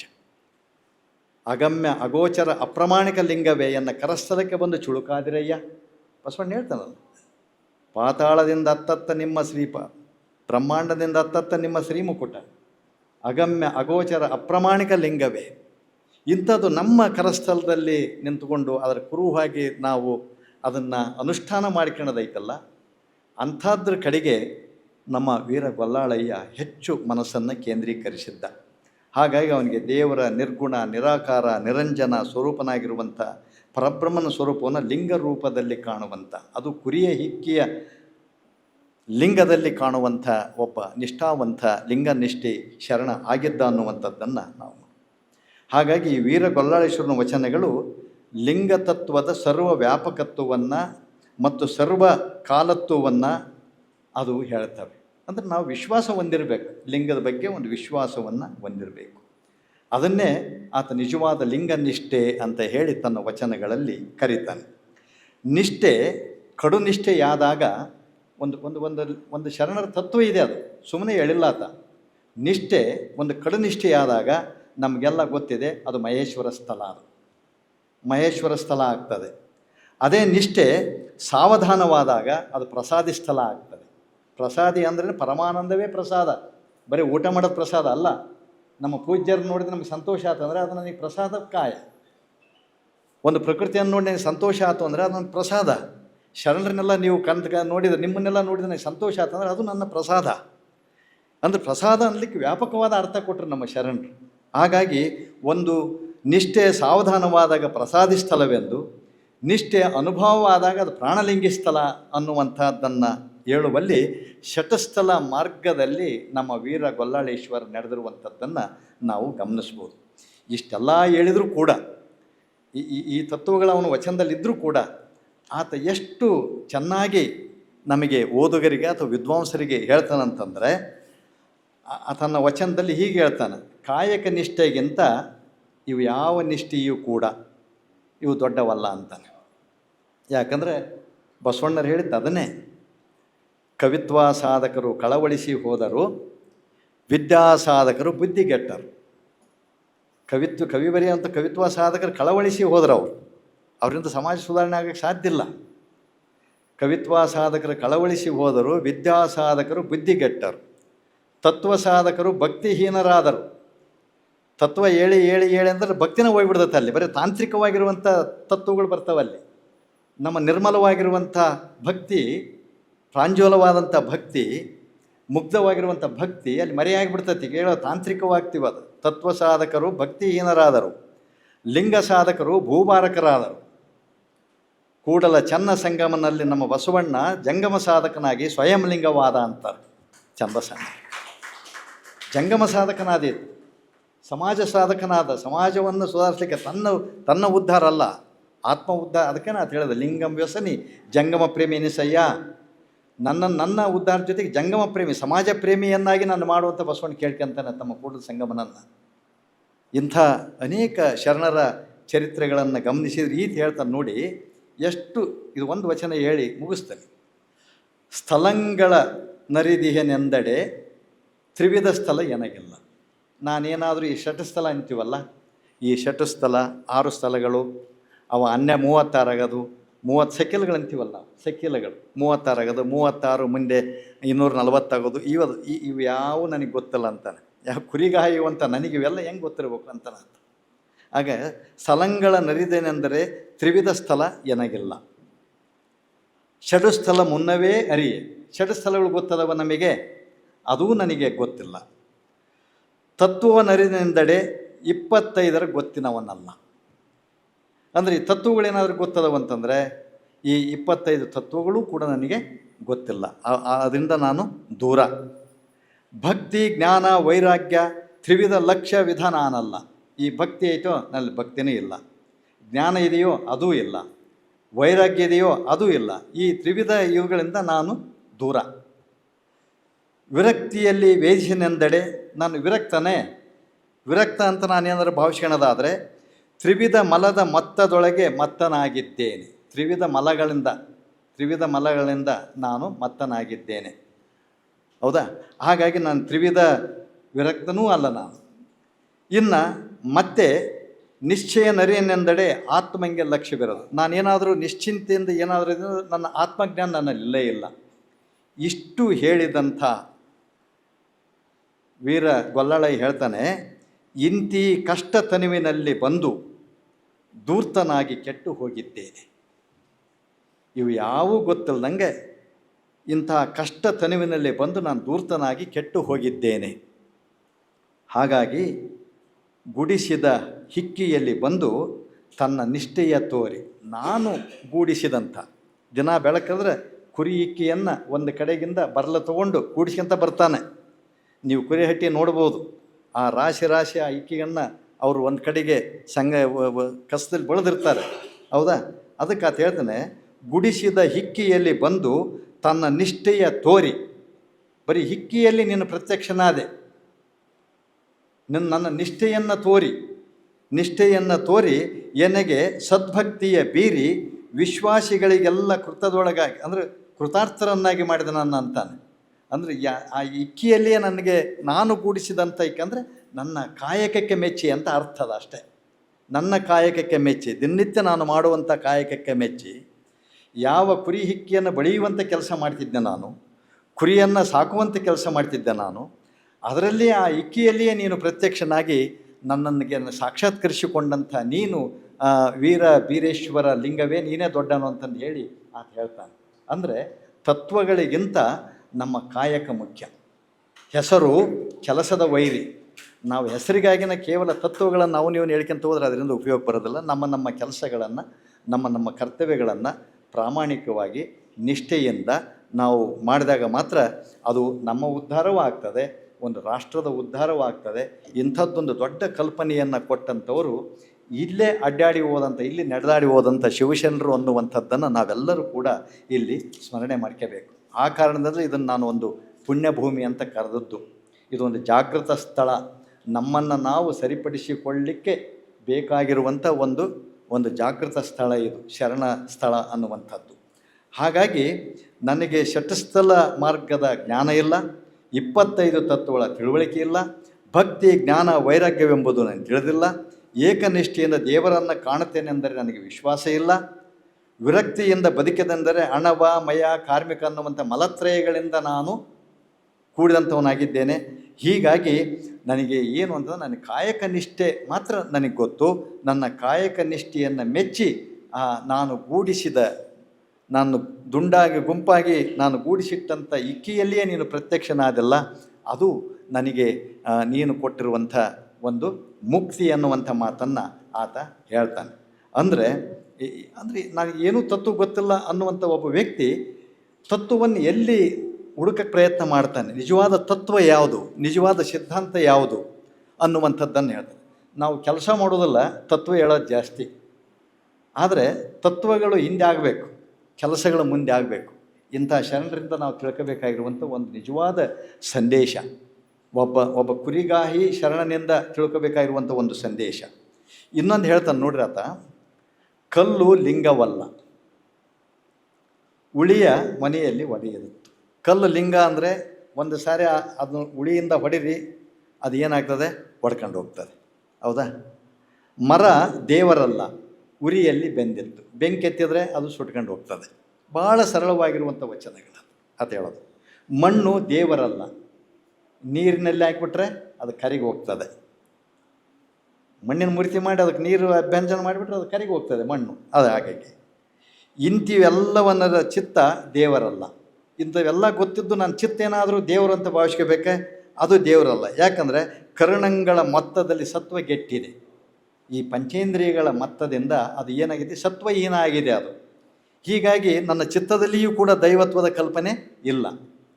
ಮತ್ತು ಇಂತಿವ ಕಳೆದುಳಿದು ವಸ್ತುವಿಪ್ಪಡೆ ಯಾವುದೆಂದರೆ ಕಂಡವರೊಳಗೆ ಕೈಕೊಂಡದಾದರೆ, ಅಂದರೆ ಕಂಡವ್ರನ್ನ ಏನೋ ಬೇಡೋದಾಗಲಿ ಕೇಳೋದಾಗಲಿ ಆಗ ಮಾಡಬಾರ್ದು. ಮತ್ತು ಈ ಕೊಂಡ ವ್ರತದಲ್ಲಿ ಮತ್ತೊಂದನ್ನು, ನಾವು ಮಾಡುವಂಥ ಕೆಲಸದಲ್ಲಿ ಮತ್ತೊಂದೇನೋ ಆಶೆಯನ್ನು ಬಯಸೋದು, ಇವು ಯಾವು ಇಲ್ಲ, ಅದು ನಿಜವಾದ ಲಿಂಗ ದರ್ಶನ ಅಥವಾ ಲಿಂಗನಿಷ್ಠೆ, ಅದು ಶಿವ ಸಾಕ್ಷಾತ್ಕಾರ ಅನ್ನುವಂಥದ್ದನ್ನು ಆತ ಹೇಳ್ತಾನೆ. ಅಂದರೆ ಸರ್ವಾಂಗ ಲಿಂಗಿ ಹೆಂಗಾಗ್ಬೋದು ಅಂತಂದರೆ ಈ ಕಾರಣದಿಂದ ಆಗ್ಬೋದು ಅಂತ ಆತ ಹೇಳ್ತಾನೆ. ಅಂದರೆ ಕಲ್ಲು ಮರ ಮಣ್ಣಿನಿಂದ ಮಾಡಿದ ದೇವರುಗಳು ಅವು ಯಾವ ದೇವರಲ್ಲ. ಅವ್ರು ಏನಂದರೆ ಅವೆಲ್ಲವೂ ಕೂಡ ಒಂದಿಲ್ಲ ಒಂದು ದೃಷ್ಟಿಯಿಂದ ನಾಶ ಆಗ್ತವೆ. ಬೆಂಕಿಯಲ್ಲಿ ಕಟ್ಟಿಗೆ ಬೆಳ್ತದೆ, ಉಳಿಯ ಮನೆಯಲ್ಲಿ ಕಲ್ಲು ಅದು ಸೀಳು ಹೋಗ್ತದೆ, ಅಂದರೆ ಅದು ಭಿನ್ನ ಆಗ್ತದೆ, ಮಣ್ಣು ಕರಿಗೆ ಹೋಗ್ತದೆ. ಹೀಗಾಗಿ ನಮ್ಮ ಬಸವಣ್ಣ ಹೇಳ್ತಾನಲ್ಲ, ಭಯ ಬಂದರೆ ಏನು ಒಗೆಯುವ ಲಿಂಗವ, ಬೆಂಕಿ ಕಂಡರೆ ಮುರುಟುವ ದೇವರ ನಾನು ಒಲ್ಲೆ ಅಂತ ಹೇಳ್ತಾನಲ್ಲ, ಆ ರೀತಿ ಒಂದು ಬಸವಣ್ಣವರ ವಚನಗಳ ಪ್ರಭಾವ ಈತನ ಮೇಲೆ ಆಗಿರುವಂಥದ್ದನ್ನು ನಾವು ನೋಡ್ಬೋದು. ಅಂದರೆ ದೇವರ ಅಸ್ತಿತ್ವ ಎಲ್ಲೈತಂತಂದರೆ ನಾವು ಮಾಡುವ ಕೆಲಸದಲ್ಲಿ, ಪರಮಾತ್ಮನಲ್ಲಿ, ನಮ್ಮ ಕಾಯಕದಲ್ಲಿ ವಿಶ್ವಾಸವನ್ನು ಇಟ್ಟಾಗ ಮಾತ್ರ ಅದೇ ಅಲ್ಲಿ ಪರಮಾತ್ಮನ ಅಸ್ತಿತ್ವ ಇದೆ ಅನ್ನುವಂಥ ಮಾತನ್ನು ಆತ ಹೇಳ್ತಾನೆ. ಹೀಗೆ ಅನೇಕ ವಚನಗಳನ್ನು ಕುರಿತು ಅವರು ಹೇಳುವಂಥದ್ದು. ಅಂದರೆ ಆತನ ವೃತ್ತಿ ಜೀವನದಲ್ಲೇ ಆ ಉದಾಹರಣೆಗಳನ್ನು ಕೊಡ್ತಾನೆ. ಎಷ್ಟು ಸುಂದರವಾಗಿ ಕೊಡ್ತಾನಂದರೆ, ಇವರು ಒಬ್ಬ ಕವಿಗಳಂತ ಹೇಳೋದು, ವಚನಕಾರರು ಕವಿಗಳಂತ ಹೇಳೋದು ಈ ಕಾರಣದಿಂದಲೇ. ಅದಕ್ಕೆ ನಮ್ಮ ಹಂಪಿಯವರು ಏನು ಮಾಡಿದರು ಅಂತಂದರೆ, ಬಸವರಾಜ ದೇವರಗಳನ್ನು ಹರಿಹರ ಬರೆದ. ಬಸವರಾಜನ ಒಬ್ಬ ಕವಿ, ಬಸವಣ್ಣ ಒಬ್ಬ ಕವಿ, ಶರಣರು ಒಬ್ಬ ಕವಿಗಳು. ಅವರು ಕೂಡ ಈ ನಾಡಿನ ದೇಶಿ ಭಾಷೆಯಲ್ಲಿಯೇ ಅಚ್ಚಗನ್ನಡದ ವ್ಯವಸಾಯವನ್ನು ಮಾಡಿ ಈ ನಾಡಿಗಿಂಥದ್ದೊಂದು ಅಮೂಲ್ಯವಾದ ಸಾಹಿತ್ಯವನ್ನು ಬಿಟ್ಟೋದ್ರೆ ನಮಗೆ ವಚನ ಸಾಹಿತ್ಯ ಹುಟ್ಟದೇ ಹೋಗಿದ್ದರೆ, ವಚನ ಸಾಹಿತ್ಯ ರಚನೆ ಆಗದೇ ಹೋಗಿದ್ದರೆ ಕನ್ನಡ ಸಾಹಿತ್ಯ ಅಷ್ಟೊಂದು ಚಾರಿತ್ರಿಕವಾಗಿ ಬೆಳವಣಿಗೆ ಆಗ್ತದಿಲ್ಲ. ಹರಿಹರನಂಥ ಕವಿಗಳು, ರಾಘವಾಂಕನಂಥ ಕವಿಗಳು, ಭೀಮಕವಿ ಅಂತ ಕವಿ, ರಾಜಶೇಖರ ವಿಳಾಸ ಬರೆದಂಥ ಷಡಕ್ಷರ ಕವಿ, ಮುಂದೆ ಶೂನ್ಯ ಸಂಪಾದನಕಾರರು, ಇವರೆಲ್ಲ ಬರೀಲಿಕ್ಕೆ ಕಾರಣ ಅಂದರೆ ನಮ್ಮ ವಚನಗಳು, 12ನೇ ಶತಮಾನದ ವಚನಗಳು. ಆ ಕಾರಣದಿಂದಲೇ ವಚನ ಸಾಹಿತ್ಯಕ್ಕೆ ಇಡೀ ಕನ್ನಡ ಸಾಹಿತ್ಯ ಚರಿತ್ರೆಯಲ್ಲಿ ಒಂದು ದೊಡ್ಡ ಇದೆ. ಅಂತ ಹೇಳ್ತಾನೆ ನೋಡ್ರಿ, ಒಂದು ಓತನ್ನು ಕೊಯ್ದು, ಓತು ಕೊಯ್ದು ಕುರಿಯ ಸುಲಿದು ಮರಿಯ ಕೊರಳ ನೊತ್ತಿ ಕಾವಲ ಕುನ್ನಿಯ ಕೆಡಹಿ, ನಾಯಿಗಳು ಕಾಯ್ತಿರ್ತಾವಲ್ಲ, ಆ ಕುನ್ನಿಯ ಕೆಡಹಿ ತೋಳನ ಕುಲವ ಗೆದ್ದು ತೋಳನನ್ನು ಹೊಡೆದು ಓಡಿಸಿ ಕುರುಬನ ಕುರುಹಿನ ಕುಲವಡಗಿ. ಇವೆಲ್ಲ ಕುರುಬರ ಚಟುವಟಿಕೆಗಳು, ಇವೆಲ್ಲ ಹಾಲು ಮತಸ್ಥರ ಚಟುವಟಿಕೆಗಳು. ಕುರಿ ಕಾಯಬೇಕಾದಾಗ ಇವೆಲ್ಲ ಚಟುವಟಿಕೆಗಳು. ಇಂಥ ಚಟುವಟಿಕೆಗಳನ್ನೆಲ್ಲ ದೂರ ಮಾಡಿ ನನಗೇನು ಹೇಳ್ತಂದ್ರೆ ಅರಿವಿನ ಕುಲವನ್ನು ನನಗೆ ಕೊಡು ಅಂತ ಕೇಳ್ತಾನೆ ಅಂತ. ವೀರ ಬೀರೇಶ್ವರ ಲಿಂಗದ ಅರಿವಿನ ಜ್ಞಾನದ ಕುಲವನ್ನು ನನಗೆ ಕೊಡು. ಜ್ಞಾನದ ಕುಲದ ಮುಂದೆ ನಮ್ಮ ಈ ಕುಲಗಳೆಲ್ಲವೂ ಕೂಡ ಗೌಣ ಅವು. ಯಾಕಂತಂದರೆ ಯಾವ ಕುಲದವನಾದ್ರೆ ಏನು, ಒಬ್ಬ ಈ ಹಾಲು ಮತಸ್ಥನಾಗಿರುವಂಥ ವೀರ ಗೊಲ್ಲಾಳ ಇಷ್ಟೊಂದು ಜ್ಞಾನಿ ಆಗ್ಯಾನಂದರೆ ಅವನನ್ನು ನಾವು ಗೌರವಿಸಬೇಕು, ಪ್ರೀತಿ ಮಾಡಬೇಕು. ಆತನಲ್ಲಿರುವಂಥ ಶಿವತತ್ವವನ್ನು, ಲಿಂಗತತ್ವವನ್ನು, ಕಾಯಕ ನಿಷ್ಠೆಯನ್ನು ನಾವು ಗೌರವಿಸಬೇಕು ಅನ್ನುವಂಥ ಮಾತುಗಳನ್ನು ಇಂಥ ಸಂದರ್ಭದಲ್ಲಿ ಹೇಳ್ಬೋದು. ಹಾಗಾಗಿ ಇನ್ನೂ ಭಾಳ ಅಧ್ಯಯನ ಮಾಡೋರಿಗೆ ಇದು ಬೇಕಾದಷ್ಟು ವಿಷಯಗಳು ಅದಾವಲ್ಲಿ. ಅಲ್ಲಿ ಕುರಿ ಕಾಯುವಂಥದ್ದು ನಮ್ಮ ಈ ಯಜಮಾನರಿಗೆ ಇನ್ನೂ ಹೆಚ್ಚು ಕಣ್ಣಿಗೆ ಕಟ್ಟುವಂಥ ರೀತಿಯಲ್ಲಿ ಆತನ ವಚನಗಳು ಕಾಣ್ತವಂತ ನಾನು ಭಾವಿಸಿದ್ದೇನೆ ಈಗಿನ ಜನ್ರೇಷನ್ಗಿಂತಲೂ. ಯಾಕಂದರೆ ಕಂತೆಯ ಕಟ್ಟಿ, ತಿತ್ತಿಯ ಹೊತ್ತು, ಮರಿಯ ನಡೆಸುತ್ತ, ಅಂದ್ರೆ ಸಣ್ಣ ಸಣ್ಣ ಮರಿಗಳ್ನ ದಬ್ಬಿಕೊಂತ ಹೋಗೋದು ಆ ಹಿಂಡಿನ ಜೊತೆಗೆ ಕರ್ಕೊಂತ ಹೋಗೋದು ಅವನ್ನ, ಇಲ್ಲ ಅದೇನಾದ್ರು ಪೂರ್ತಿ ಹಿಂದೆ ಆದ್ರೆ ಅದನ್ನ ಒತ್ಕೊಂಡು ಹೋಗಿ ಅಲ್ಲಿ ಮತ್ತೆ ಬಿಡೋದು. ಈ ರೀತಿಯ ಆ ಕುರಿ ಕಾಯುವಂಥ ಚಿತ್ರಣವನ್ನು ಆತ ಕೊಡ್ತಾನೆ. ಅದೇ ರೀತಿ ಅಡ್ಡಗೋಲಿನಲ್ಲಿ ಹೊಡೆಯುತ್ತ ಅದು ಆ ಕಡೆ ಹೊರಗಡೆಗೆ ಹೋಗುವಂಥ ಒಂದು ಚುಕ್ಕಿ ಬಟ್ಟಿನ ಹಸುವನ್ನು ಒಂದು ಬೆನ್ನಿನ ಮೇಲೆ ಒಂದು ಸಲ ಬಾರಿಸೋದು, ಕಟ್ಟಿಗೆ ತಾಂಡು ಈ ಕಡೆ ಬಾ ಅಂತಂದೇಳಿ. ಅಂದರೆ ಅತ್ತ ಇತ್ತ ಚಂಚಲ ಸ್ವಭಾವದ ಈ ಮನಸ್ಥಿತಿಯ ರೂಪದಲ್ಲಿ ಇವೆಲ್ಲವೂ ಅದಾವೆ. ಇವೆಲ್ಲವನ್ನು ಒಟ್ಟುಗೂಡಿಸಿ ನಾನು ತೆಗೆದುಕೊಂಡು ಹೋಗಬೇಕು. ಅಂಥ ಚಾಂಚಲ್ಯ ಮನಸ್ಸನ್ನು ನಿಗ್ರಹಿಸಿ ನಿರಾಕರಿಸಿ ಶಿವ ಸಾಕ್ಷಾತ್ಕಾರವನ್ನು ನಾವು ಲಿಂಗ ಸಾಕ್ಷಾತ್ಕಾರವನ್ನು ಮಾಡ್ಕೋಬೇಕು ಅನ್ನುವಂಥದ್ದನ್ನು ತನ್ನ ವೃತ್ತಿಯಿಂದಲೇ ಆತ ಬಹಳ ಸುಂದರವಾಗಿ ಹೇಳ್ತಾನೆ. ಈ ತತ್ತಿಯ ಹೊತ್ತು ಅಂದರೆ ಇವ್ಯಾರಿಗೆ ಗೊತ್ತೇ ಇಲ್ಲ. ಚರ್ಮದ ಚೀಲದಲ್ಲಿ ನೀರನ್ನು, ಕುಡಿಯೋ ನೀರನ್ನು ಹಾಕಿಕೊಂಡು ಕುರಿ ಕಾಯಲಿಕ್ಕೆ ಹೋಗ್ತಿದ್ರು. ತಿಂತಿಣಿ ಅಂತ ಹಿಡ್ಕೊಂಡು ಹೋಗ್ತಿದ್ವಲ್ಲ ನಾವು, ಈ ಒಂದು ತಾಮ್ರದ ಒಂದು ಕೊಡದಂಥ ತಿಂತಿಣಿ ಹಿಡ್ಕೊಂಡು ಹೋಗ್ತಿದ್ವಿ. ಈಗೆಲ್ಲ ಬಿಸ್ಲರಿ ವಾಟರ್ ಬಂದವೆ ಈಗ. ಅಂದರೆ ಉದ್ದೇಶ ಏನಂದರೆ ಈ ಮರೆಯಾಗಿ ಹೋಗುವಂಥ ಈ ಭಾಷಾ ಸೌಂದರ್ಯವೆಲ್ಲವನ್ನು ಕೂಡ ಒಬ್ಬ ಕಾಯಕ ಜೀವಿ ವಚನಕಾರನಿಂದ ನಾವು ನೋಡಲಿಕ್ಕೆ ಸಾಧ್ಯತೆ ಇದೆ. ಆ ಮೂಲಕ ಅಥವಾ ಸಾಮಾಜಿಕ ಒಂದು ಚಳುವಳಿಗೆ ಅಂದರೆ ಇವೆಲ್ಲ ವಿಕಾರದ ಹಿಂಡು, ಈ ವಿಕಾರದ ಹಿಂಡಿನಿಂದ ನನ್ನನ್ನು ಪಾರುಗೊಳಿಸಿ ಈ ಚಿತ್ತ ಚಾಂಚಲ್ಯವನ್ನು, ಮನಸ್ಸಿನ ಚಂಚಲವನ್ನು ತೊಡೆದು ಹಾಕಿ ನನಗೆ ಲಿಂಗನಿಷ್ಠೆಯಲ್ಲಿ ನನ್ನ ಮನಸ್ಸು ಕೇಂದ್ರೀಕರಿಸುವಂತೆ ಮಾಡು ಅನ್ನುವಂಥದ್ದನ್ನು ವೀರ ಬೀರೇಶ್ವರ ಲಿಂಗದಲ್ಲಿ ಆತ ಕೇಳ್ಕೊಂತಾನೆ. ಹೀಗಾಗಿ ಈತನ 10 ವಚನಗಳು ಭಾಳ ಬಹುಮುಖ್ಯವಾಗಿರುವಂಥವು. ಕೊನೆಯದಾಗಿ ಒಂದಿದೆ ನೋಡಿ, ಹೋತು ಉಷಿ ಆತನೇ ಹೇಳ್ತಾನೆ. ಹೋತು ಉಷಿ, ಅದು ಉಷಿ ಅಲ್ಲ, ಅದು ನಮ್ಮ ಅಸೆಟ್, ಅದು ಬದುಕು. ನಮ್ಮ ಆಲ್ಮತದನ್ನು ಕೇಳ್ರಿ, ಬದುಕು ಎಷ್ಟದವು ಅಂದರೆ 30 ಅದಾವು 40 ಅದಾವು ಅಂತಾರೆ. ಅಂದರೆ ಅವರ ಸಂಪತ್ತು ಬದುಕದು. ಅವ್ರ ಸಂಪತ್ತು ಅಲ್ಲೇ ಅಂಗಳದಾಗ ಇರ್ತಾವೆ, ಟ್ರೆಜರಾಗಿ ಇಟ್ಕೊಳ್ಳೋದಲ್ಲ ಅವರು. ಅದು ಕುರುವಿನ ಸಂಪತ್ತಲ್ಲಿ ಇರ್ತಂದ್ರೆ ಅದು ಅಲ್ಲೇ ಅಂಗಳದಾಗ ಇರ್ತವೆ ಅವು. ಅದಕ್ಕೆ ಬದುಕು ಅಂತ ಕರೀತಾರೆ. ಅದಕ್ಕೆ ಹೋತು ಉಷಿ, ಆಡು ಬಹುಮಾತಿನ ನೀತಿ. ಆಡನ್ನು ಎದಕ್ಕೆ ಹೋಲಿಸ್ತಾನಂದರೆ ವಾಚಾಳ್ತನ ಮಾತಾಡ್ತಾರಲ್ಲ ಅದಕ್ಕೆ ಹೋಲಿಸ್ತಾನೆ ಇದ್ದ. ಓತನ್ನು ಎದಕ್ಕೆ ಹೋಲಿಸ್ತಾನಂದರೆ ಅದು ಸುಳ್ಳಿಗೆ ಹೋಲಿಸ್ತಾನೆ. ಕುರಿ ಸಕಲ ಇಂದ್ರಿಯಗಳ ಹೊಲ. ಕುರಿ ಅಂದ್ರೆ ಏನಪ್ಪ ಅಂದ್ರೆ ಸಕಲೇಂದ್ರಿಯ, ನಮ್ಮ ಪಂಚೇಂದ್ರಿಯಗಳು ಅತ್ತ ಇತ್ತ ಅಡ್ಡಾಡ್ತಾವಲ್ಲ, ಹಂಗೆ ಅದು ಕುರಿ. ಆ ಕಡೆ ಹೋಗತಿ ಈ ಕಡೆ ಹೋಗತಿ ಇದನ್ನ ಹೇಳ್ತಾನೆ. ಟಗರು ತಥ್ಯ ಮಿಥ್ಯ, ಅದು ಟಗರು ತಥ್ಯ ಮಿಥ್ಯ, ಅದು ಸತ್ಯ ಮತ್ತು ಸುಳ್ಳು, ಹಿಂಗೆ ಅದನ್ನ ಹೇಳ್ತಾನೆ. ಹುಲಿ ದ್ವೇಷದ ಆಗರ, ಹುಲಿಗೆ ದ್ವೇಷಕ್ಕೆ ಅದು ಪ್ರತಿನಿಧಿ. ತೋಳ ಅದು ಕೊಂದು ತಿಂಬ ಒಬ್ಬ ಕಾಟ, ಅದು ಕೊಂದು ತಿಂತಾರಲ್ಲ ಅದಕ್ಕೆ ಅದು ಪ್ರತಿನಿಧಿ. ಇನ್ನು ಚೋರ ಅಂದರೆ ಮೃತ್ಯು, ಸಾವು ಏನು ಬರ್ತಲ್ಲ ಅದೇ ಚೋರ, ಅದೇ ಕಳ್ಳತನ. ನಮ್ಮನ್ನು ಅಪಹರಿಸ್ಕೊಂಡು ಹೋಗ್ತಾನೆ, ನಮ್ಮ ಜೀವನ ಅಪಹರಿಸ್ಕೊಂಡು ಹೋಗ್ತಾನೆ, ಅದೇ ಚೋರ ಅಂತ ಹೇಳ್ತಾನೆ. ಹೀಗೆ ಇಂತಿವು ಮನುಷ್ಯನ ಬಹುವಿಧವಾದ ತಾಪತ್ರಯಗಳು. ನೋಡು, ತಾಪತ್ರಯಗಳನ್ನು ಅದು ಎಲ್ಲಿ ಹುಡುಕ್ತಾನಂದರೆ ತನ್ನ ಆ ಕುರಿ ಮಂದೆಯಲ್ಲೇ ಹುಡುಕ್ತಾನೆ, ತನ್ನ ಕಾಯಕದಲ್ಲೇ ಹುಡುಕ್ತಾನೆ, ತನ್ನ ಸಂಪತ್ತಿನಲ್ಲೇ ಹುಡುಕ್ತಾನೆ. ಹೀಗಾಗಿ ಇವೆಲ್ಲವೂ ಕೂಡ ಮನುಷ್ಯನ ಬಹುವಿಧವಾದ ತಾಪತ್ರಯಗಳು.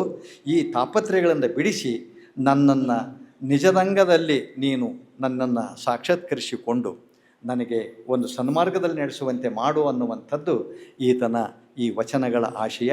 ಹೀಗಾಗಿ ಒಬ್ಬ ಕುರಿಗಾಯಿ ಗೋಲಗೇರಿ ಗೊಲ್ಲಾಳೇಶ್ವರನ 10 ವಚನಗಳು ಆತನ ವೃತ್ತಿ ಜೀವನದ ಜೊತೆಗೆ ಶರಣರ ವೈಚಾರಿಕವಾದಂಥ ಏನಿದೆ ಅಲ್ಲ, ಶರಣ ವೀರ ಗೊಲ್ಲಾಳ ನನ್ನ ಕುರಿ ಕಾಯಕದಲ್ಲಿಯೇ ಆತ ಏನು ಮಾಡ್ತಾನೆ, ನಿಷ್ಠನಾಗಿ ಶರಣ ತತ್ವವನ್ನು ಪಾಲಿಸುತ್ತಾ ಈ ಲಿಂಗಾಯತ ಧರ್ಮದ ತತ್ವಗಳಾಗಿರುವಂಥ ನಮ್ಮ ಅರಿವು, ಆಚಾರ, ಅನುಭವವನ್ನು ಗುರು, ಲಿಂಗ, ಜಂಗಮ ಅನ್ನುವಂಥ ಪರಿಭಾಷೆಯ ಮೂಲಕ ವ್ಯಾಖ್ಯಾನಿಸುವಂಥ ಒಬ್ಬ ಪ್ರಮುಖ ವಚನಕಾರ ಆಗ್ತಾನೆ ಅನ್ನುವಂಥ ಮಾತನ್ನು ಹೇಳಿ ಇಂಥದ್ದೊಂದು ಶರಣ ಗೊಲ್ಲಾಳನ ಬಗ್ಗೆ ಬಂದು ತಾವು ನನಗೆ ಆರಂಭದೊಳಗೆ ಆನ್ಲೈನ್ ಇರ್ತೈತೆ ಅಂದರು. ನಾವು ಹೊಸಪೇಟೆಗೆ ಕುಂತ್ಕೊಂಡು ಮಾತಾಡೋದು ಅಂತ ಮಾಡಿದ್ದೆ. ಆದರೆ ವೇದಿಕೆಯ ಮಾತಾಡೋದ್ರ ಜೊತೆಗೆ ನಾವು ಲೈವ್ ಇಟ್ಟಿರ್ತೀವಿ ಅನ್ನೋವಂಥ ಮಾತನ್ನು ಆಮೇಲೆ ಹೇಳಿದರು. ಸಂತೋಷ ಆಯ್ತು. ಈ ದೃಷ್ಟಿಯಿಂದಲಾದರೂ ಮೇಲಿಂದ ಮೇಲೆ ಬಸವ ಕಲ್ಯಾಣಕ್ಕೆ, ಬಸವ ಭೂಮಿಗೆ ಬರುವಂಥ ಅವಕಾಶ ನನಗೆ ಸಿಕ್ತು ಅನ್ನುವಂಥ ಮಾತನ್ನು ಹೇಳಿ, ನನ್ನ ಮಾತುಗಳನ್ನು ಕೇಳಿದಂಥ ಎಲ್ಲ ಶರಣ ಬಂಧುಗಳಿಗೆ, ಪೂಜ್ಯರಿಗೆ ವಂದಿಸಿ ನನ್ನ ಮಾತುಗಳನ್ನು ಮುಗಿಸ್ತೇನೆ. ಎಲ್ಲರಿಗೂ ಶರಣಾರ್ಥಿಗಳು.